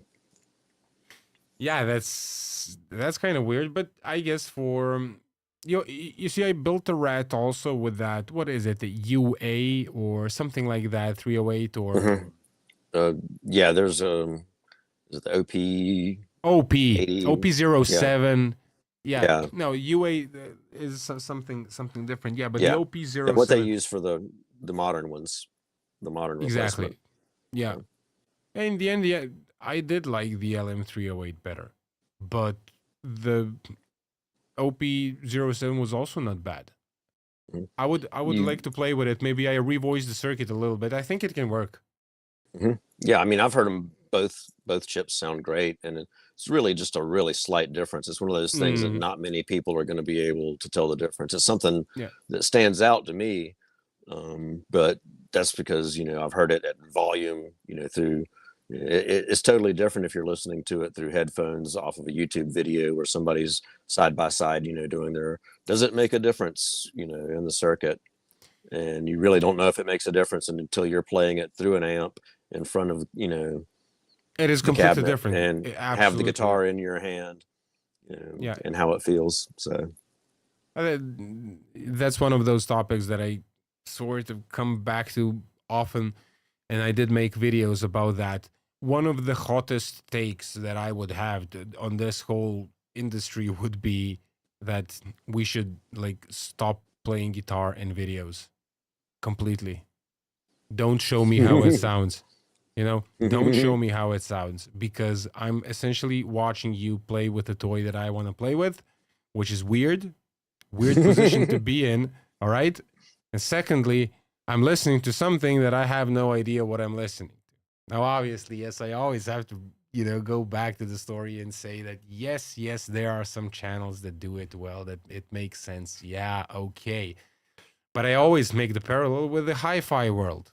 And don't forget that hi-fi is actually lo-fi and lo-fi is actually hi-fi. But when it comes to the classic hi-fi world, they don't have any kind of demonstration of a speaker, because you can't really hear it over YouTube. The only demonstration that they have is like, listen, I listen to these speakers. This is what I can tell you about it. They measure like this. This is what I like about them. This is what I don't like about them. People in that world, no matter their opinions, how weird they can sometimes be, and all the discussions and different characters over there, the reviews are actually far more knowledgeable than scientific, compared to the guitar world, where nothing is ever knowledgeable or scientific in any way. It is just people playing through it, making it sound nice, and in the end, a lot of them say, "Oh, it's amazing. It is well, absolutely I mean, great." You there's know a what I mean. So, lot of people that make their living, shilling for equipment companies. I mean, it's a yeah, it fact it of the it, matter it that became you. it became a trend, a trend. But I also Mhm. think it's gonna die off in such a rapid way that it's unbelievable. I really think that it's going to get decimated very soon, It quite because possibly will, yeah. a lot of people are doing it, and now you can see really a decline in everything. There is a complete decline in the interest. It's like, no matter if it's good or bad, we don't want to watch the video. We don't give a fuck about the new pedal. You know what I mean? Because all Yeah. right, we had all of it, and we know what you're gonna say, and that's my hottest take on everything. Because we shouldn't play these guitars. We should find a different way on how to get like some information about something, and then you can go and buy it. But it's so stupid. They're closing off the stores. You don't really have like good stores anymore. You can't I try know stuff anymore. that's the thing that I can't understand how people could be happy with ordering a guitar from an internet company and having it shipped to them and trust that it's going to be a guitar that they're going to like. I mean, I go through a music store and play dozens of guitars before I find one that like, says, "Oh, this is one that fits me." And you know, I couldn't Yeah, imagine buying something like that unless I was buying it at a really cheap price, knowing that I was gonna like fix it and flip it. yeah, That's the man. only way I would buy something without, But seeing it and playing it. but it has a D-shaped neck, and then I don't know how many inches, whatever fretboard and this, and you've got all the specs. You read the specs, and you know whether you like it, right? It's that No, simple. you don't. It's not that simple. It's not that simple. Exactly, that's what I'm talking about. Yeah. The whole industry is like this, and everybody is. But the problem is that I guess that whatever is the main narrative, it shapes the public opinion, like in every other department, and then whatever we may say, whatever we may talk about, whatever whoever is watching this may think, and I think that most people who watch, at least who watch my channel, are like-minded people, so we kind of recognize something, we agree on certain topics. Maybe for us, this is like weird and bullshit, and we don't want to do it like this. But they made people think that this is the thing. They made people believe that this is the way how you're going to purchase it, and they made people do it. And as long as the accounting is right, why would they change it? You know what I mean? Yeah. Yeah. And it really would, take like people waking up to it and being like, hey, maybe stores weren't so bad after all. Going and like actually seeing what I'm about to buy or meeting the people that worked on it. Yeah, but So and kind of the stupidest thing about it is that with absolutely everything that we do, with absolutely everything that is happening in the world, the social component is getting removed constantly with whatever. And that is one of the most important components of the guitar store. Is That's the place, man, where you go and see other musicians, you talk a little bit about mhm. stuff, you try stuff together. Now you don't have it. What are you, like, sending reels about a guitar or what a pedal, like links into somebody's inbox, and that's how like that's how you communicate now musically, whether a certain Yeah. pedal is okay or not. Well, I've noticed that like in some areas where the stores had closed down, there were like people that were setting up like little music rooms where people could rent space just so they could come and play. You know, like Yeah, just to have exactly. a place to play because they the music store to go hang out in anymore, or they needed a place to teach lessons. So like your guitar teachers like no longer had a music store that they could teach out of, but somebody that I knew that had a little recording studio set up, made an event space out of it, and so made it a multi-function space where people could come and like have rehearsals, or they could teach classes, or they could have events. And so I mean I think probably that's probably like where it's going to go. A lot of music stores now are in people's houses too, like the boutique music stores. Like the person has a house and it's by appointment only. You go and meet them, and they have a really big selection of guitars and amps and everything, and you pay your appointment fee, and you have however long you want to take to try them all out and make your decision. Yeah, that's actually really interesting because the same thing is happening here on the other side of the world. Exact same thing. Hmm. My friend being one of those who actually, he used to run a studio. Now he doesn't have a studio, but he also has some he has this, like, space or like small studios for people doing rehearsals. And Hmm. he's been the first one in the city, and he's obviously the most, let's just say, most important and the biggest studio in the city. And he also has this recording studio, which is closed for work now, but now he has the recording studio like full of guitars, and he is repairing guitars and selling the guitars, and you can only go if you know him and if you get an appointment. Hmm. Yep. And that one of those places where you can go pick up a guitar and you've got a selection of really nice amplifiers. You can test it out, and so it's exactly where it's going. It really feels like that. Hmm. But then the problem that you have is that, for example, for me personally, and I'm just gonna say it's not that I'm interested in the new pedals. Like I don't give a flying fuck about the stuff that I have, not about the new ones which came out. But realistically, I don't have, living in Serbia, obviously, I don't really have a music store where I can go and try the newest thing out. It's always like very late here because the music stores that we have, and we do have music stores, are like usually those owners do some kind of like big rental stuff or just work with like universities and stuff like that and sell a whole shit ton of something, and they just have this store for I don't even know why, you know. Yeah. And it's Yeah. All usually their a disaster, you know. And you have nothing, nobody cares about anything, the instruments are not in tune. It's like the guys working over there, severe depression, like I don't want to go there, you know. I even ordered the strings. I ordered somebody to bring it with the fucking bicycle, you know. We have like these e-couriers and stuff like this, you know. I don't want to go there. I just you don't want to go in there order. and be depressed. Exactly. But I mentioned to Joe, you know that bit by Bill Burr, like this comedian guy, you know, Joe, the bit about Guitar Center. Did you watch that one? I haven't seen that one yet. No, it's like, you Oh know, wait, it's no, just wait, yeah, I have. Yes, I know the one you're talking about, where he's talking about the sad guys and exactly. If you want to if you want to find the saddest motherfuckers on the planet, go to Guitar go Center. to Guitar Center. Yeah, yep. Yeah, that's super funny, but I haven't is been how in a it Guitar goes. Yeah. Center. Oh man, it's been years Do they since I went exist? into one. Do they exist still? I've heard rumors that there's still some of them around. Like somebody said that they took a guitar to Guitar Center at one point and got an estimate on a repair. So I imagine there's some around somewhere. But I imagine they're only in like major cities. Like there's not nearly as many of them as there used to be. I know they downsized quite a bit.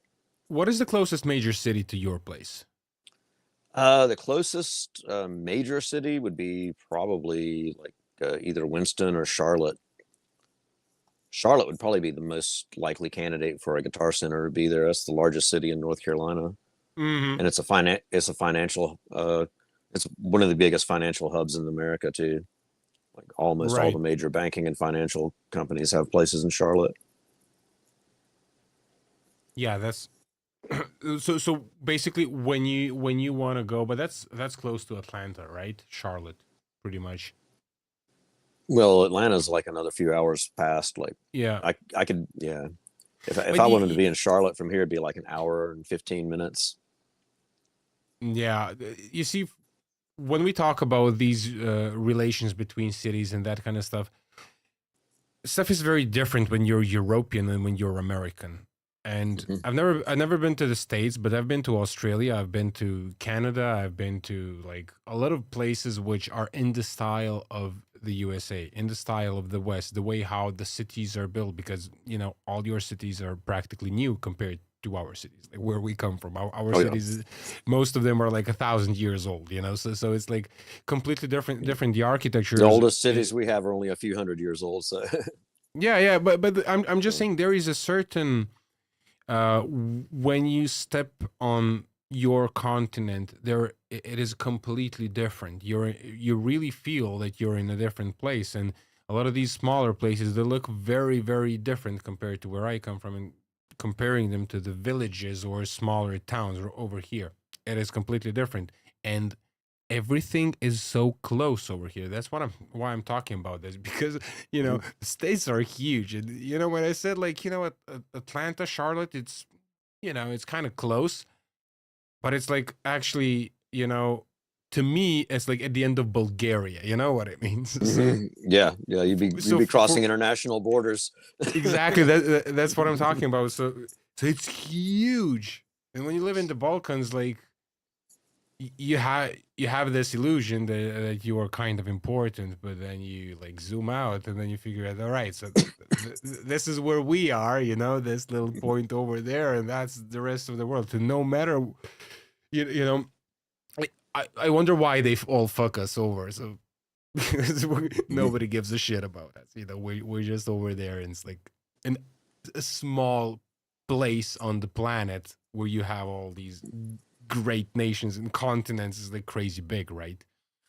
So for us, everything I think it is had weird. to do with strategic value. Probably that's usually places that get messed with like that constantly. Usually had some sort of strategic value that Oh yeah, either when that is, there is yeah no question about that. yeah The reason why the Balkans are so nice and mixed is that pretty much everybody who came over here raped everybody.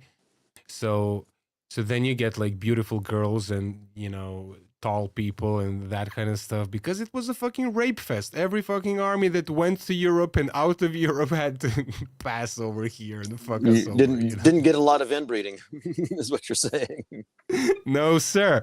No, sir. Didn't work out. Even if you wanted, it would not work out. It's just you just couldn't. It was too much work around. So Like, dang, I can't find anybody that's like related to me. What? no, fuck no. It's like ridiculous. But yeah, that's actually the truth. It is a very and I'm talking about Europe in general because Europe is very small compared to the United States, and Europe is in general very small compared to any other continent. You wouldn't even count it as a continent. It's more like a peninsula compared to the rest of Asia, for example. But all right, so whoever is from Europe now watching this podcast, do not be insulted. I'm not insulting Europe. I love it, but what I'm trying to say is like very small compared to the States.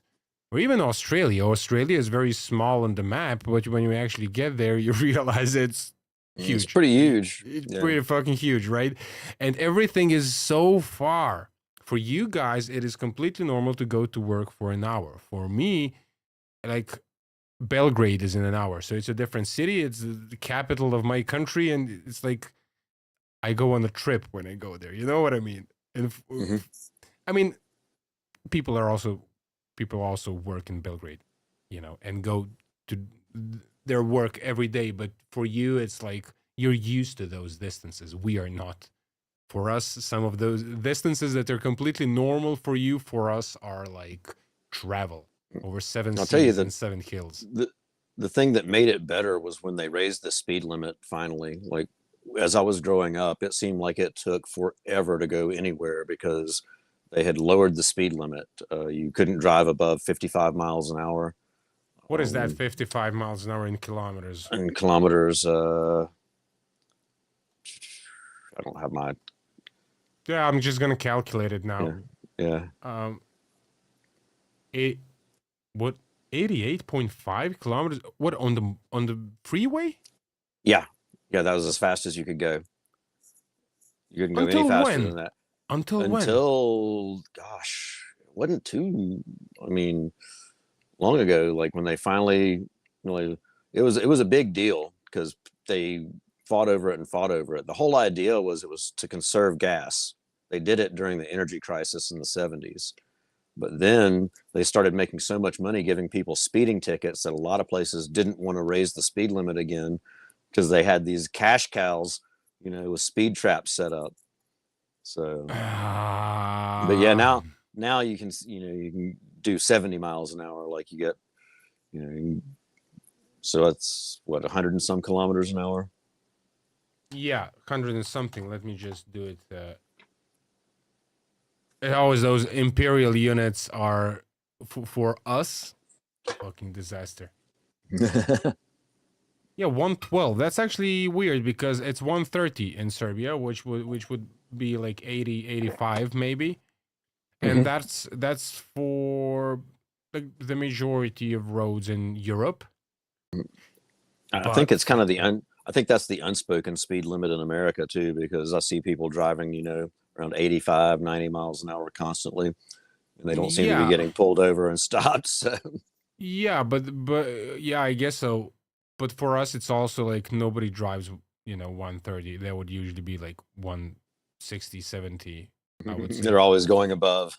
And for example, you have the Autobahn in Germany, which is the big freeway. It is the one that was made, I guess, before the Second World War, made out of concrete, so it's like indestructible. It's really good. So over there, one of the lanes is like no limit. So usually people drive like 250 kilometers per hour over there. It's weird.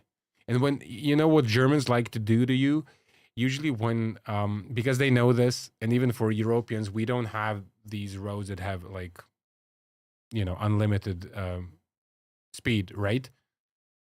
Basically, when you go to Germany, guys like to take you in a car and immediately go outside on the autobahn and just, freak you out. freak you out, floor it.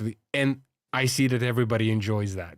Every time you go to Germany, it's like, listen, man, we have the speed limit in Serbia, and we do drive 250 kilometers per hour because we don't give a fuck, So it's not like you're the only ones could go really fast, right? No, but I was in Italy for about 10 days, and I saw some of the best racing from stoplight to stoplight that you'll ever see. And what should have been 3 lanes, 3 wide, it was 6 wide. They somehow managed to fit 6 vehicles in what should have only been 3's space. And it was light turned green, it was on until they got to the next red light, and they rearranged, and they were all looking at each other and revving their engines, and it was great. yeah. I mean, But where have you been in Italy? What place? I was in Florence and Rome. Oh, that's nice. Yeah, That's to really turn nice. of the millennia. So I spent 1999 and the end of 99 and the beginning of 2000 there. So interesting. yeah. What did you like better, Florence or Rome?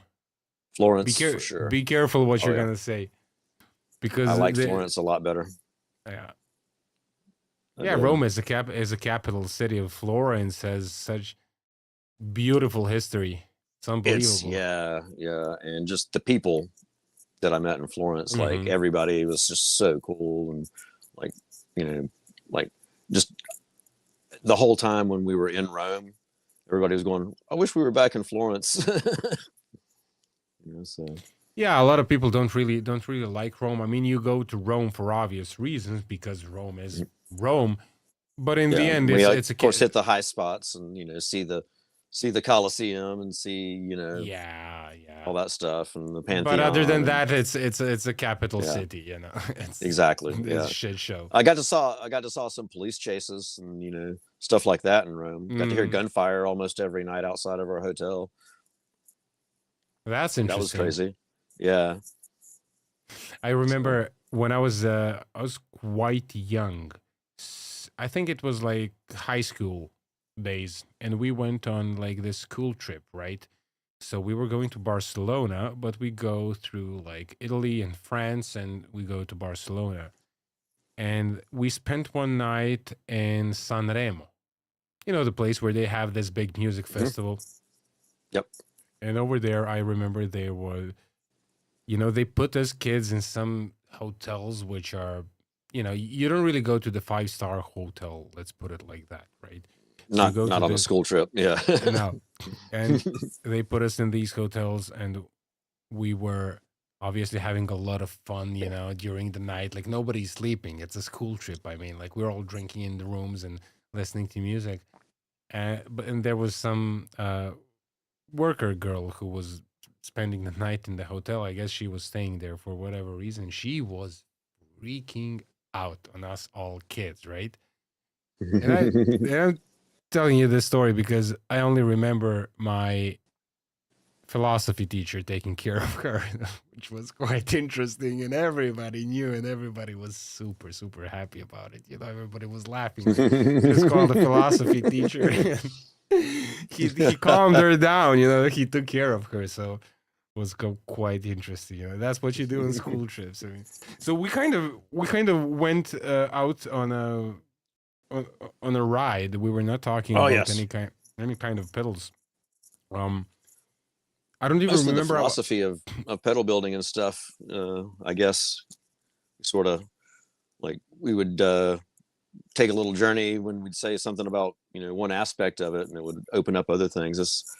It's the reason why I'd kind of cross discipline everything too. Is like I think everything has something to like take and play a part in. You're not just building a pedal; you're expressing yourself whenever you're building something, and all these different things that you've done. They make that synergy happen where the whole is greater than the sum of its parts. So.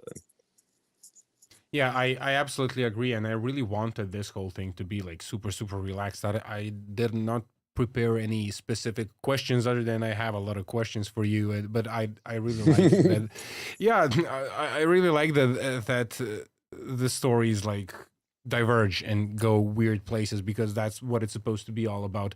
And coming back to the talk about the algorithm and this kind of thing, we don't have a lot of watchers. We have the silent watchers because they're always silent watchers over here. They don't comment a lot, but it's also great because some of these first few lives that I did were quite interesting because I had a lot of people, and then something happened with the channel where I have some kind of weird period now where simply like content is not pushed out for whatever reason.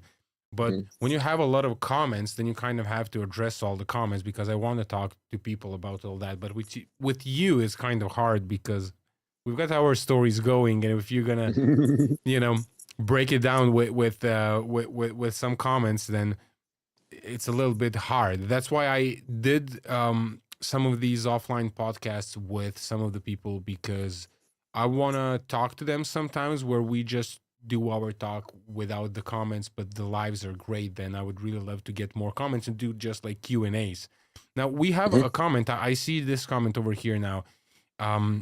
Jeffrey Stockley, he was asking us, but are we guys familiar with the pack rat with the 4 switches? I think I saw it on the internet. Do you know what he's talking about? I think wasn't that the JHS pedal? I have no idea. Yeah, where it's like all the rats, all the different rat circuits so that you can select which style. I believe that's the one. Let me just go and take a look at it. There's a pack rat. Yeah, pack rat. Yeah, I think JHS. it's yeah. Oh, but it doesn't have the 4 switches. This one has like the rotary switch, like the typical JHS thing that they do with like the bonsai and that kind of thing. I think it has some internal switches too, if I'm not mistaken. Like you can go in and like change some settings so you can make it. Yeah, that's an interesting concept, and I think when that came out, that was really something. It was something new, where people could get to this certain pedal. But I never actually tried it. Neither the rat or even the bonsai. At least I don't remember it that I tried it, so I can't really comment on it. I guess it sounds great. Why wouldn't it? It's a tube screamer or a rat. I mean, all the rats that I ever played through were like the older ones anyway, because when I first, started really hanging out and playing in music stores and stuff like that was in the 90s. And so, they were everywhere. Like that was just, you could go pick up a rat for next to nothing and you had instant dirt, and it was always going to be something that you could get some sort of good sound no matter what amp guitar your setup was. You could find something that you could work with out of it when you wanted a dirt tone. It's just like one of those Swiss Army knife pedals that you just see. It's interesting how what was the name? Nuno Buttercord from Extreme, how he uses the rat, right? Yeah, he uses the rat, but he turns the gain all the way down and he uses it essentially like a dark boost for getting like a more percussive sound with his Marshall, which is a very interesting application because you would do such a thing with the Distortion Plus, for example, or the DoD 250, which is what Yngwie Malmsteen did. He was basically using Plexi Marshalls, but he would boost them with the DoD 250, which is pretty much the exact same circuit like the Distortion Plus, just a slightly different voicing, And I think the clipping diodes are different, something like that, but similar. So he would use that to boost, essentially not a lot of gain, but a lot of volume, but they use the EQ of that pedal to shape the amplifier that they're playing. And they're both Marshall players, and they use this pedal to make like this fat percussive thing going on. So that's a very interesting use for a rat, which is something that not a lot of people explore. Yeah. And, I think that's one of the things too, is a player that like has a pedal that works for them the way that they want it to work. They're not going to explore many other options. Like, that's probably why Nuno just always uses that, particular setup. And you don't really see him like endorsing a lot of signature pedals or anything like that. Yeah, I guess, he didn't need to, but Yeah, I mean, mainly he endorses his guitar, like it's the Washburn guitar is his main Yeah. endorsement. Yeah, but realistically, whenever I would work with real working musicians, I would say that most of the time they don't really care about this gear, you know.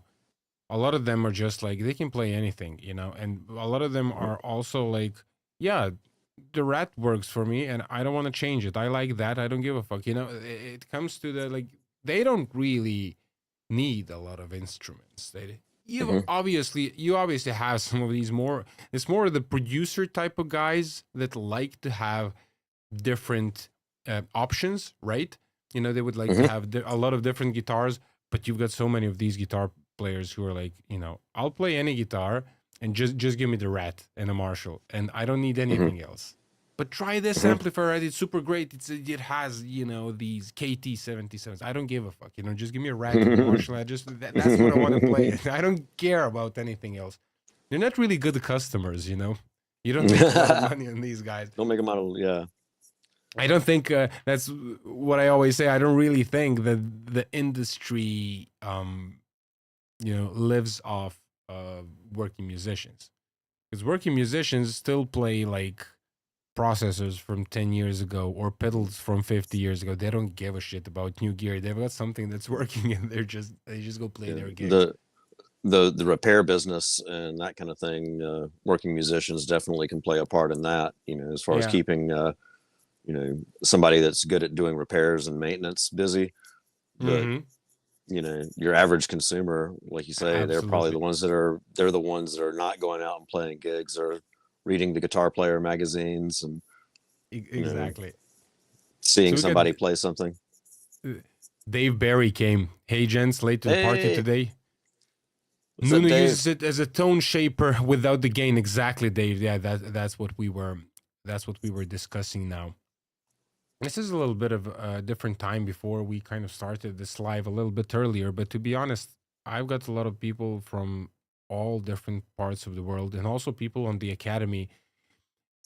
Like there are people from Japan who bought the course. There are people from like Brazil, from the States, from Europe, Sweden. Like I don't really know, like because We got all the time zones basically. all the time zones. It's unbelievable. Yeah, I was really surprised because now that this whole thing started out, I was like, you know, can you imagine now? Like, I made some videos and I've got people from all around the world like watching them trying to learn something or whatever, which is quite weird, right? It's a weird sensation. I mean, you don't get to like work with everybody from on the planet, you know, at the same I time know. practically. Yeah, that's the thing that's happened, you know, it's the most mind blowing in the last, you know, 10, 15 years is how it's just opened up to where everybody all around the world has access to this kind of technology now that we can do exactly what we're doing and Hmm. communicate, you know, on the other side of the planet. Like, you know, you could have somebody watching you in what's essentially tomorrow once you cross Yeah, the international date line. yeah, exactly. Which is super weird and then super nice because I like that because the community is growing and the community you can see that wherever you go on the planet, like you can just find like-minded people. It's Mhm. that simple. You can smell them, you know. Yeah, And it's a when you lot. talk about them, yeah. Sorry, Yeah. I wanted to say when you talk with them, you realize that everybody's pretty much in the same kind of sauce. Everybody has the same shit. We've got some political issues here. You've got some political issues there. But in the end, it's like pretty much like very, very similar, no matter what, you know. The people have the same problems.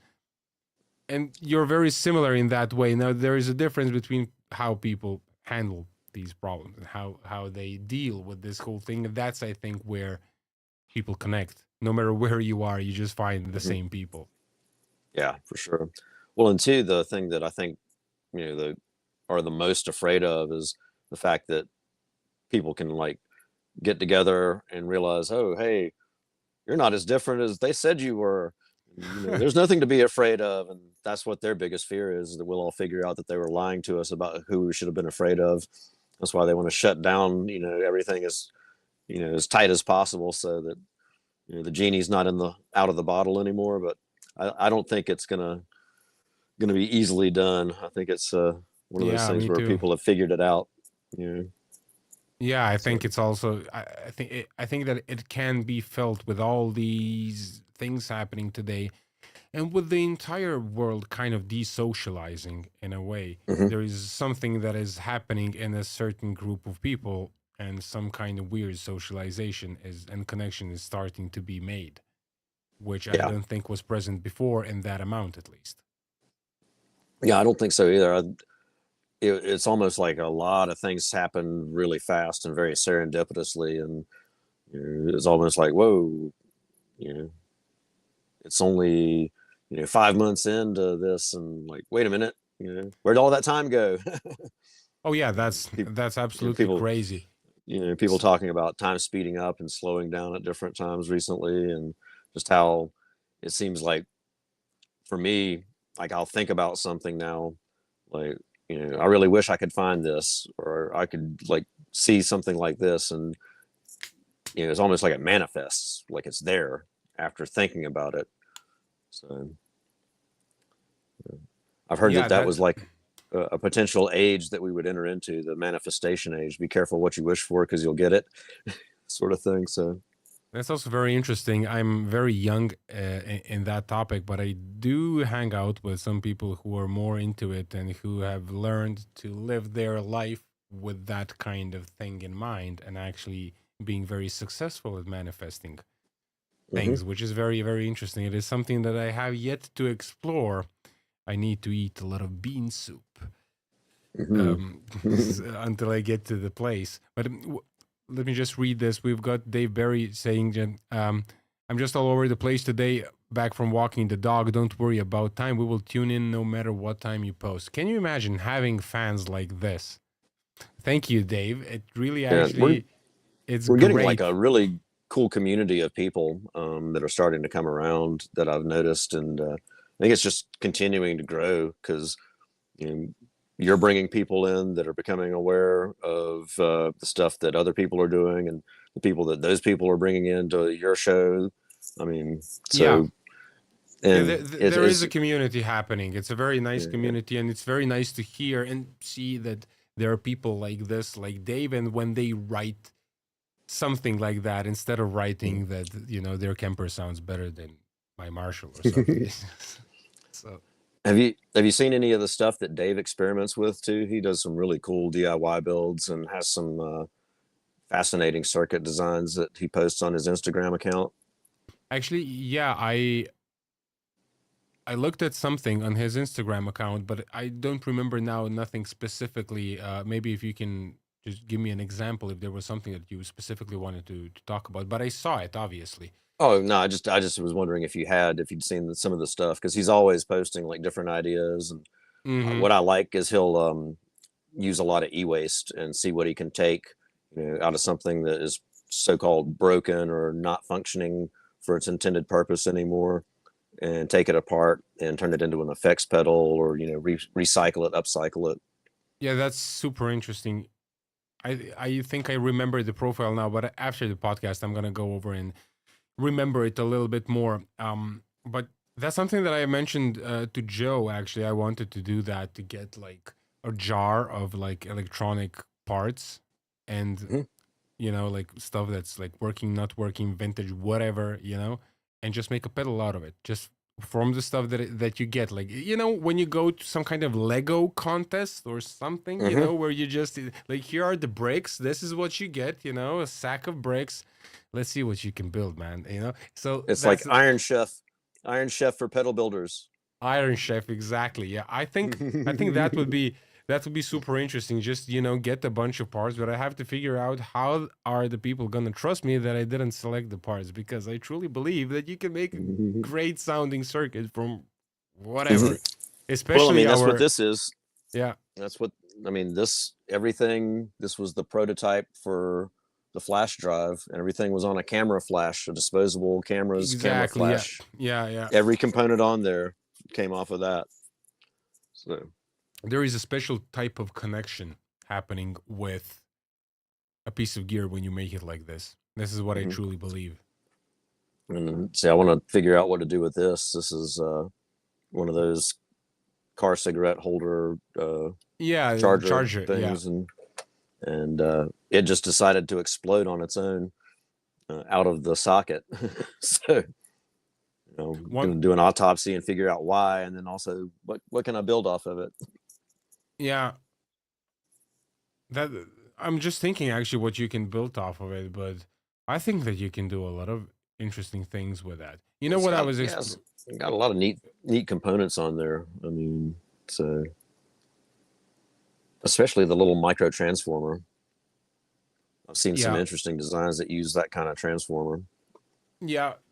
One of the things that I was thinking about these days, some stuff that I was exploring is actually utilizing more transformer coupling in pedals, Hmm. which is not the most space efficient thing, but I think I can make some really interesting circuits work because if you do not use some kind of RC coupling, sometimes you can achieve different sounds and different results by coupling stuff with a transformer. But it brings in also a lot of problems, which you have to really make a circuit work with that. There are not a lot of guitar circuits. I don't think there aren't any. And I'm not talking about octafuzzes like the Octavia. Octavia is something different. It uses a transformer and then it rectifies the transformer to get those harmonics, to get the octave. But I'm talking about actually doing coupling between stages using a transformer, like you have in some of the older Yeah. amplifiers. Hmm. I think that's going to be something like really, really interesting because I haven't experimented with that a lot, and I really have to buy a bunch of these small transformers that have certain, certain impedances, certain ratios, so I can couple the stages. It is problematic, but I think that I can create the circuit where I can get some of that transformer saturation and then couple it with a fuzz. Oh, there you go. Sorry about that. No worries. So that's something that I wanted to explore, and I will be exploring in the next month when if I survive this month, that is. So Dave Berry says he has nothing special. See if a light bulb to fuzz circuit went viral on Instagram for some reason. It's good. Some stuff. Yeah, I mean, no, but all these things. What I like about this, what we are talking about and making pedals, is that it's such a pure hobby. And when I say pure, I truly mean in the purest of soul way. You know what I mean? It's like Yeah. you don't spend anything. You don't really do any kind of dangerous stuff. Not necessarily. You're kind of recycling stuff and making sounds, ultimately connecting with God, obviously, by playing through that fuzz. But isn't that super interesting? Like, you've got a great hobby. I truly believe that a person would be happier in life if they would make pedals, you know? If you don't know what to do. Yeah. Make as many things as you possibly can. Like make instruments, make pedals, make just learn how to make things again. I think that's something that it's coming I back. saw it I saw it like dangerously close to disappearing, where people just stopped learning how to make things. And I'm starting to get like more people that are younger approaching me about like taking classes and wanting to learn some of the skills that I've got, because they're realizing, hey, there's nobody else around that does this stuff anymore, and if he leaves, what are we going to do? So. Exactly. That's what's happening everywhere.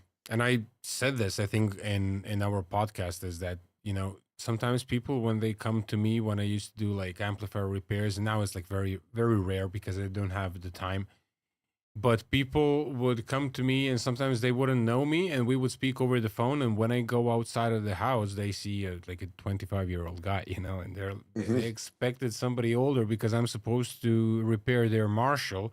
And we were talking about their Marshall as if I spent a lifetime with my Marshalls, like I know everything about them. And then they realize that it's weird. They tell me like, hey, I expected somebody older. Like, you're gonna repair tube amplifiers? Like, shouldn't you be like, programming something or doing whatever? What? Shouldn't you be on your iPad? Yeah, exactly. Yeah. So that is kind of weird, but definitely Well, I guess that we are not as affected in Serbia as you are in the States, but we are definitely plagued with Mhm. this disease because the younger kids, they, I think they are so oversaturated with information that they really lost interest in everything, as if it feels like some kind of defensive mechanism has engaged in their world where they're like, Mhm. they don't want to do anything. Well, You just have like to this force them. lockdown, yeah, the lockdown generation, those kids. I mean, I don't know, like kind of what the long term ramifications of that is going to be, but there were entire generations that didn't leave their house, and everything was done, virtually, like their school, everything for almost 2 years in some cases, if not Mm, longer, depended on the area that they were in, whether or not they allowed students to go back to school or people to gather together again. Is It was crazy. So those people, I'm wondering, like, you know, are they gonna like be just lost, or are they going to be the generation that says, "Oh wow, maybe we should figure out how to do some stuff"? This got all turned upside down really fast. well, there is that also. You've got a lot Yeah. of. I think that there is just like a dip in the mids. There is Hmm. a certain generation that's completely, struck down with this kind of disease. But I also think it's coming back because the new kids are completely different. It feels like that the new generations, and I'm talking about this like I'm an old man. I'm not an old man, of course. I'm like 30. I'm going to be 32 in about a month. But I've got two sisters, two younger sisters. They're both millennials. And is it the millennial age, like after 2000? So one is born in 2000, the other one is 2004. So there is a big age discrepancy. So I have like an overview of that generation because I saw them grow up, right? I saw Hmm. them, I was organizing my sister's birthday. I saw these kids. Now they're not kids anymore. Now they're like, grown people. They finished university, started working. And then I do have a cousin who's like 14 now.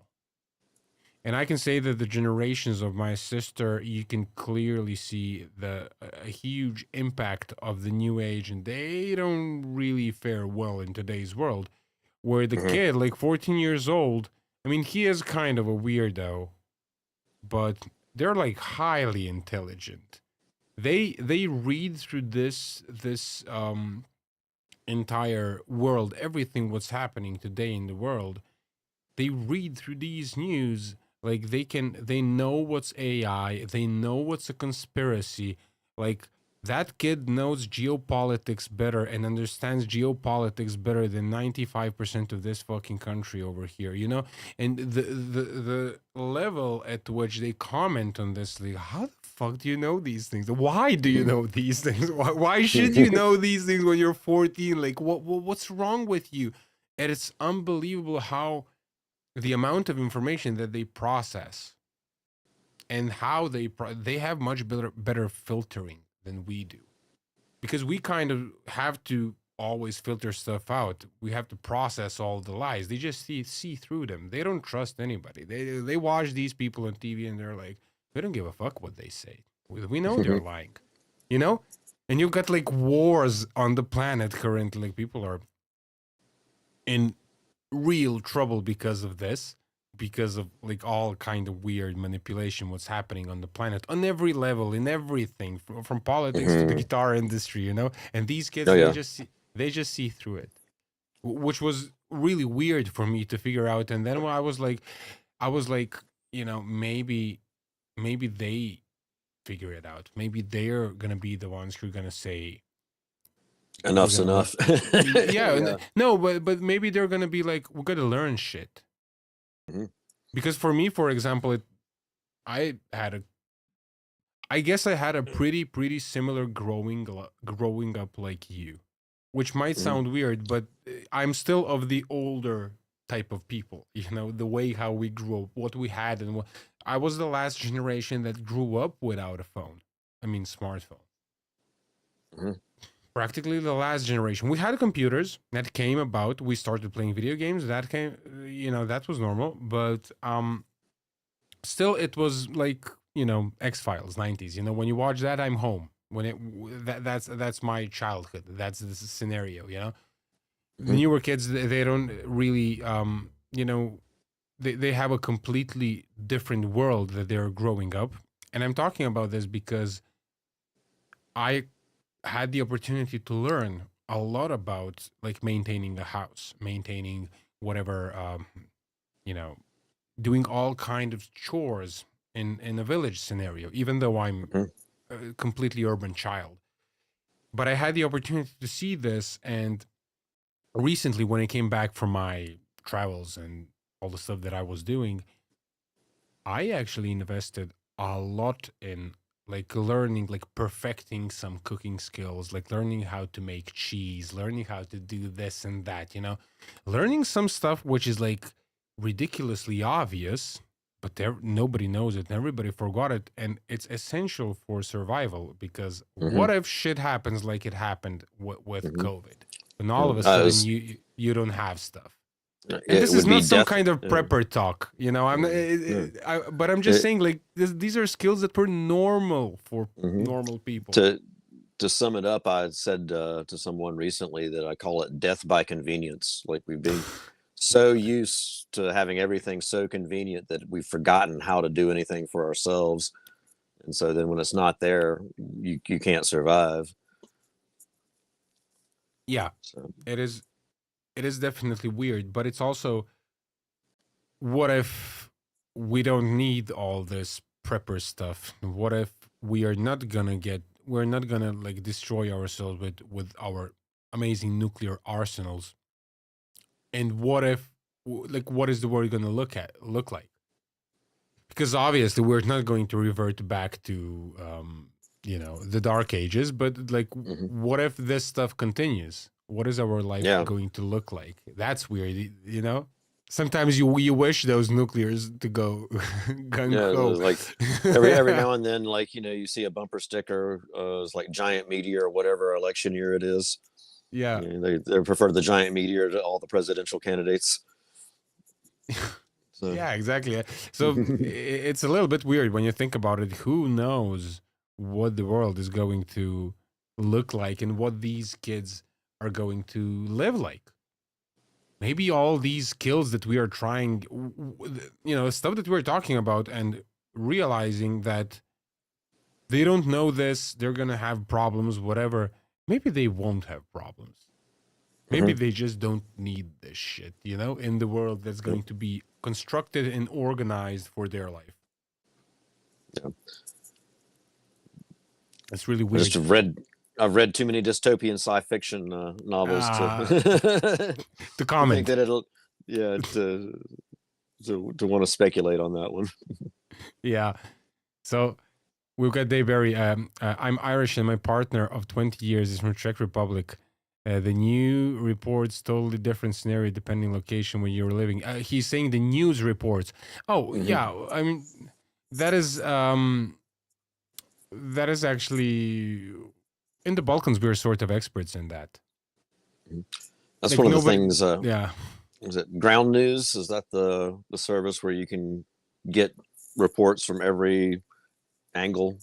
Like they have all the different reporting angles so that you can look at them. And I think Is that it? was I think it's Ground News is what it's called. I know that Joe said he gets his like information from there because they'll get one thing on the BBC and he'll see something else on YouTube and he'll see something else on Instagram, and so he's like, who's saying what, where, and why?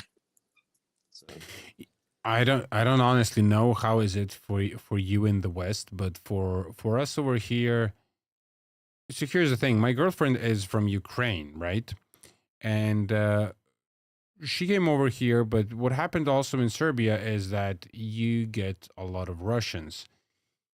For some reason, there were a lot of Russians that came over here were, um, they had a lot of problems because they worked for some IT companies in the West, and when the West started with these sanctions against Russia, these people couldn't work, so they were searching for countries, and obviously they came to Serbia because over here it's basically the IT center of the region, especially my city. There's a lot of work. They work for these companies. Life is, not bad at all, and food is great. So we got a lot of Russians over here, and then you would hear all these different stories from all these different people. And obviously, my girlfriend, she works over here and works with all the Russians and also the domestic artist. She is a dancer,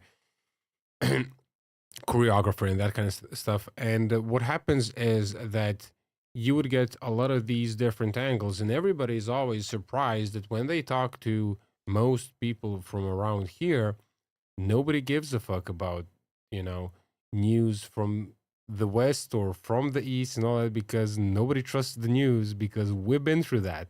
Yeah. We don't care, and we know that it's bullshit, because what happens is that the funny thing is that you get like 20 years after you get a really bad situation in your country, a war, stuff like that, YouTube comes along, and all of a sudden you've got like videos on the internet like showing you news from different TV stations in the Balkans, showing the exact same video, talking about the exact same Yep. thing, just opposite Oh yeah. sides.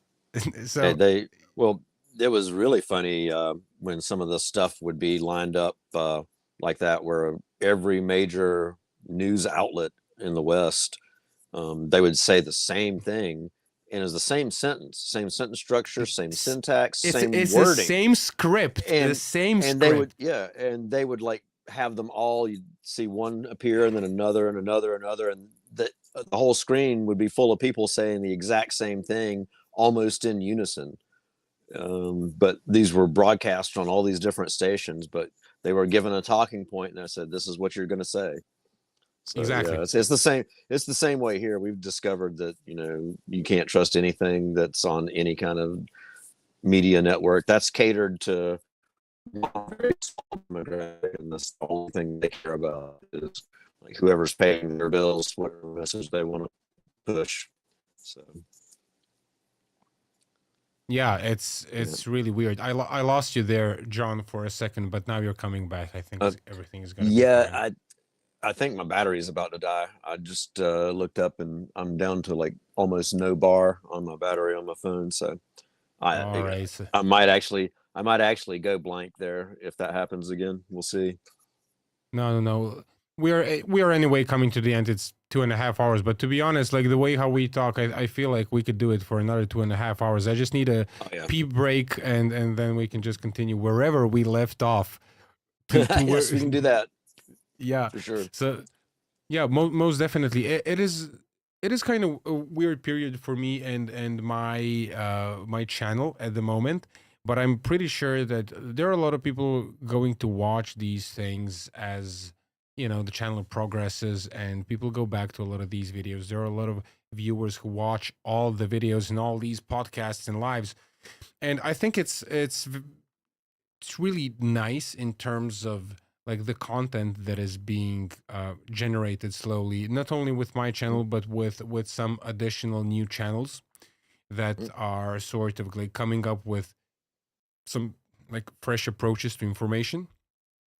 I did something recently. I made a video which I think is really interesting that people should go watch. I'm not sure if I made it that well, but I wanted to make a completely different approach to analyzing a pedal, where I was doing a lot of different measurements. Specifically, this time I did it for the Big Muff, but I'm gonna do Yeah, other that's a different. great video. That Yeah, the one that I the video posted. you're talking about. You Yeah, watch yeah, this one? I watched that one. You're talking about where you analyze the frequency and you were showing how, yeah, and that was a really great video. And like, I like the way that you broke down like what the different controls did and why you would get like a certain feel to it. Like, why you Yeah, were hearing, this peak at this point with this, you know, lift, and how you could tighten that up or loosen it depending on whether you had to sustain this way or that way. Yeah, Uh, that's something that I tried to break it down, and I tried to make it as simple and as digested as possible, because some of these things are really hard to break down and simplify to make a short video and make people understand what you're talking about. It is, for me, making that video was actually quite hard, and I'm not even sure if I pulled it off well, but I'm just saying that this is it's kind of the thing that I would like to do now, mhm. but I'm a little bit concerned because like nobody watched the video. It's not like I care too much, but I have to figure out why I'm getting like 300 views, which is Mhm. really weird because I never get that few views on any Mhm. videos lately. And I don't really want to make content just like, again, I'm gonna comment on some new piece of gear. I mean, okay, yeah, I know some people like the hot takes and that kind of stuff, and I think I'm gonna become horrible at this because I'm gonna be speaking my mind more and more. but it's okay. But I want to do this educational content, so whoever watches this and whoever missed the video about this Big Muff analysis, go watch that. And I'm also gonna make a few more. I think that's very beneficial that people can learn a lot about like stuff like intermodulation, distortion, and stuff about these impulse responses and step responses and stuff that I was talking about, which can actually explain why something feels different. Mhm. And you also like do a good job of visually displaying it with the chart that you put up there and showing the difference. And the fact that that helps a lot of people, just having the visual reference point that they can see it, because then like it creates the synaptic connection in their brain and they're like, oh, that's what I'm hearing this at that point. So Yeah.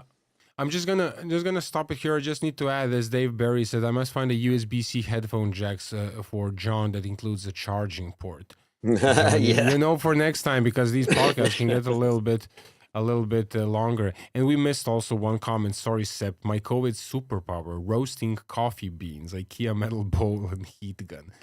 Yeah, a lot of time during COVID, I can imagine like many people got their superpowers. We also got. I love the details Marco went into with clipping and harmonics. I went away and tried the symmetrical, asymmetrical after the video test the second and third order harmonics. Yeah, this stuff is, I think, very interesting for me. For me personally, it helped. I could completely understand that a lot of people, they don't really necessarily need these tests to understand a certain piece of gear. I mean, ultimately, when I take a guitar or guitar pedal, I either like it or I dislike it. I don't measure it first and decide whether I like it or not. So that's not how it goes.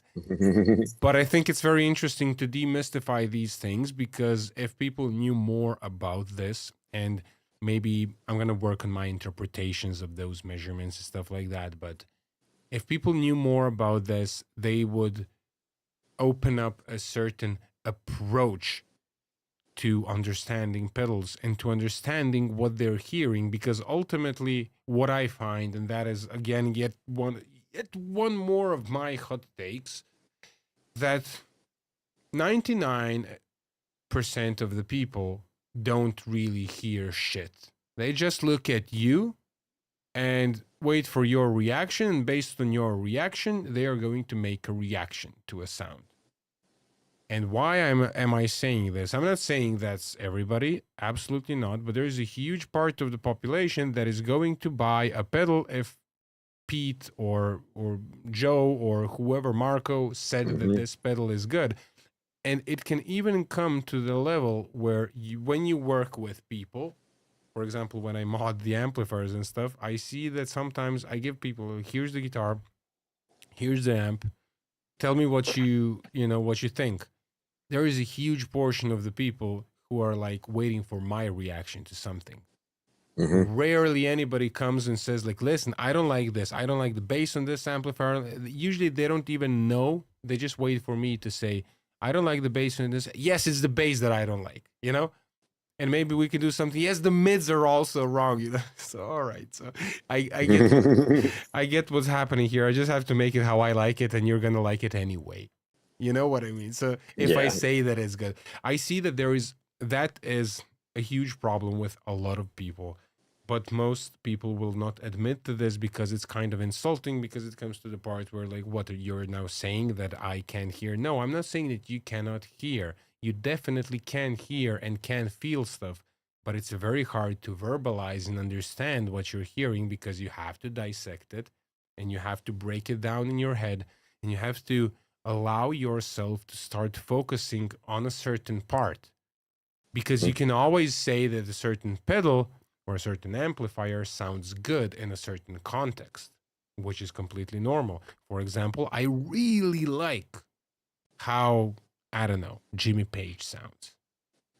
You know, that treble booster or whatever the fuck he's playing, like, it sounds that his Les Paul is amazing, but maybe it's not his Les Paul. Maybe we just like the context in the Les Paul. Maybe I like completely different Les Pauls than Jimmy Page. No matter. He also played a Telecaster a lot too. Oh yeah, that's realize that.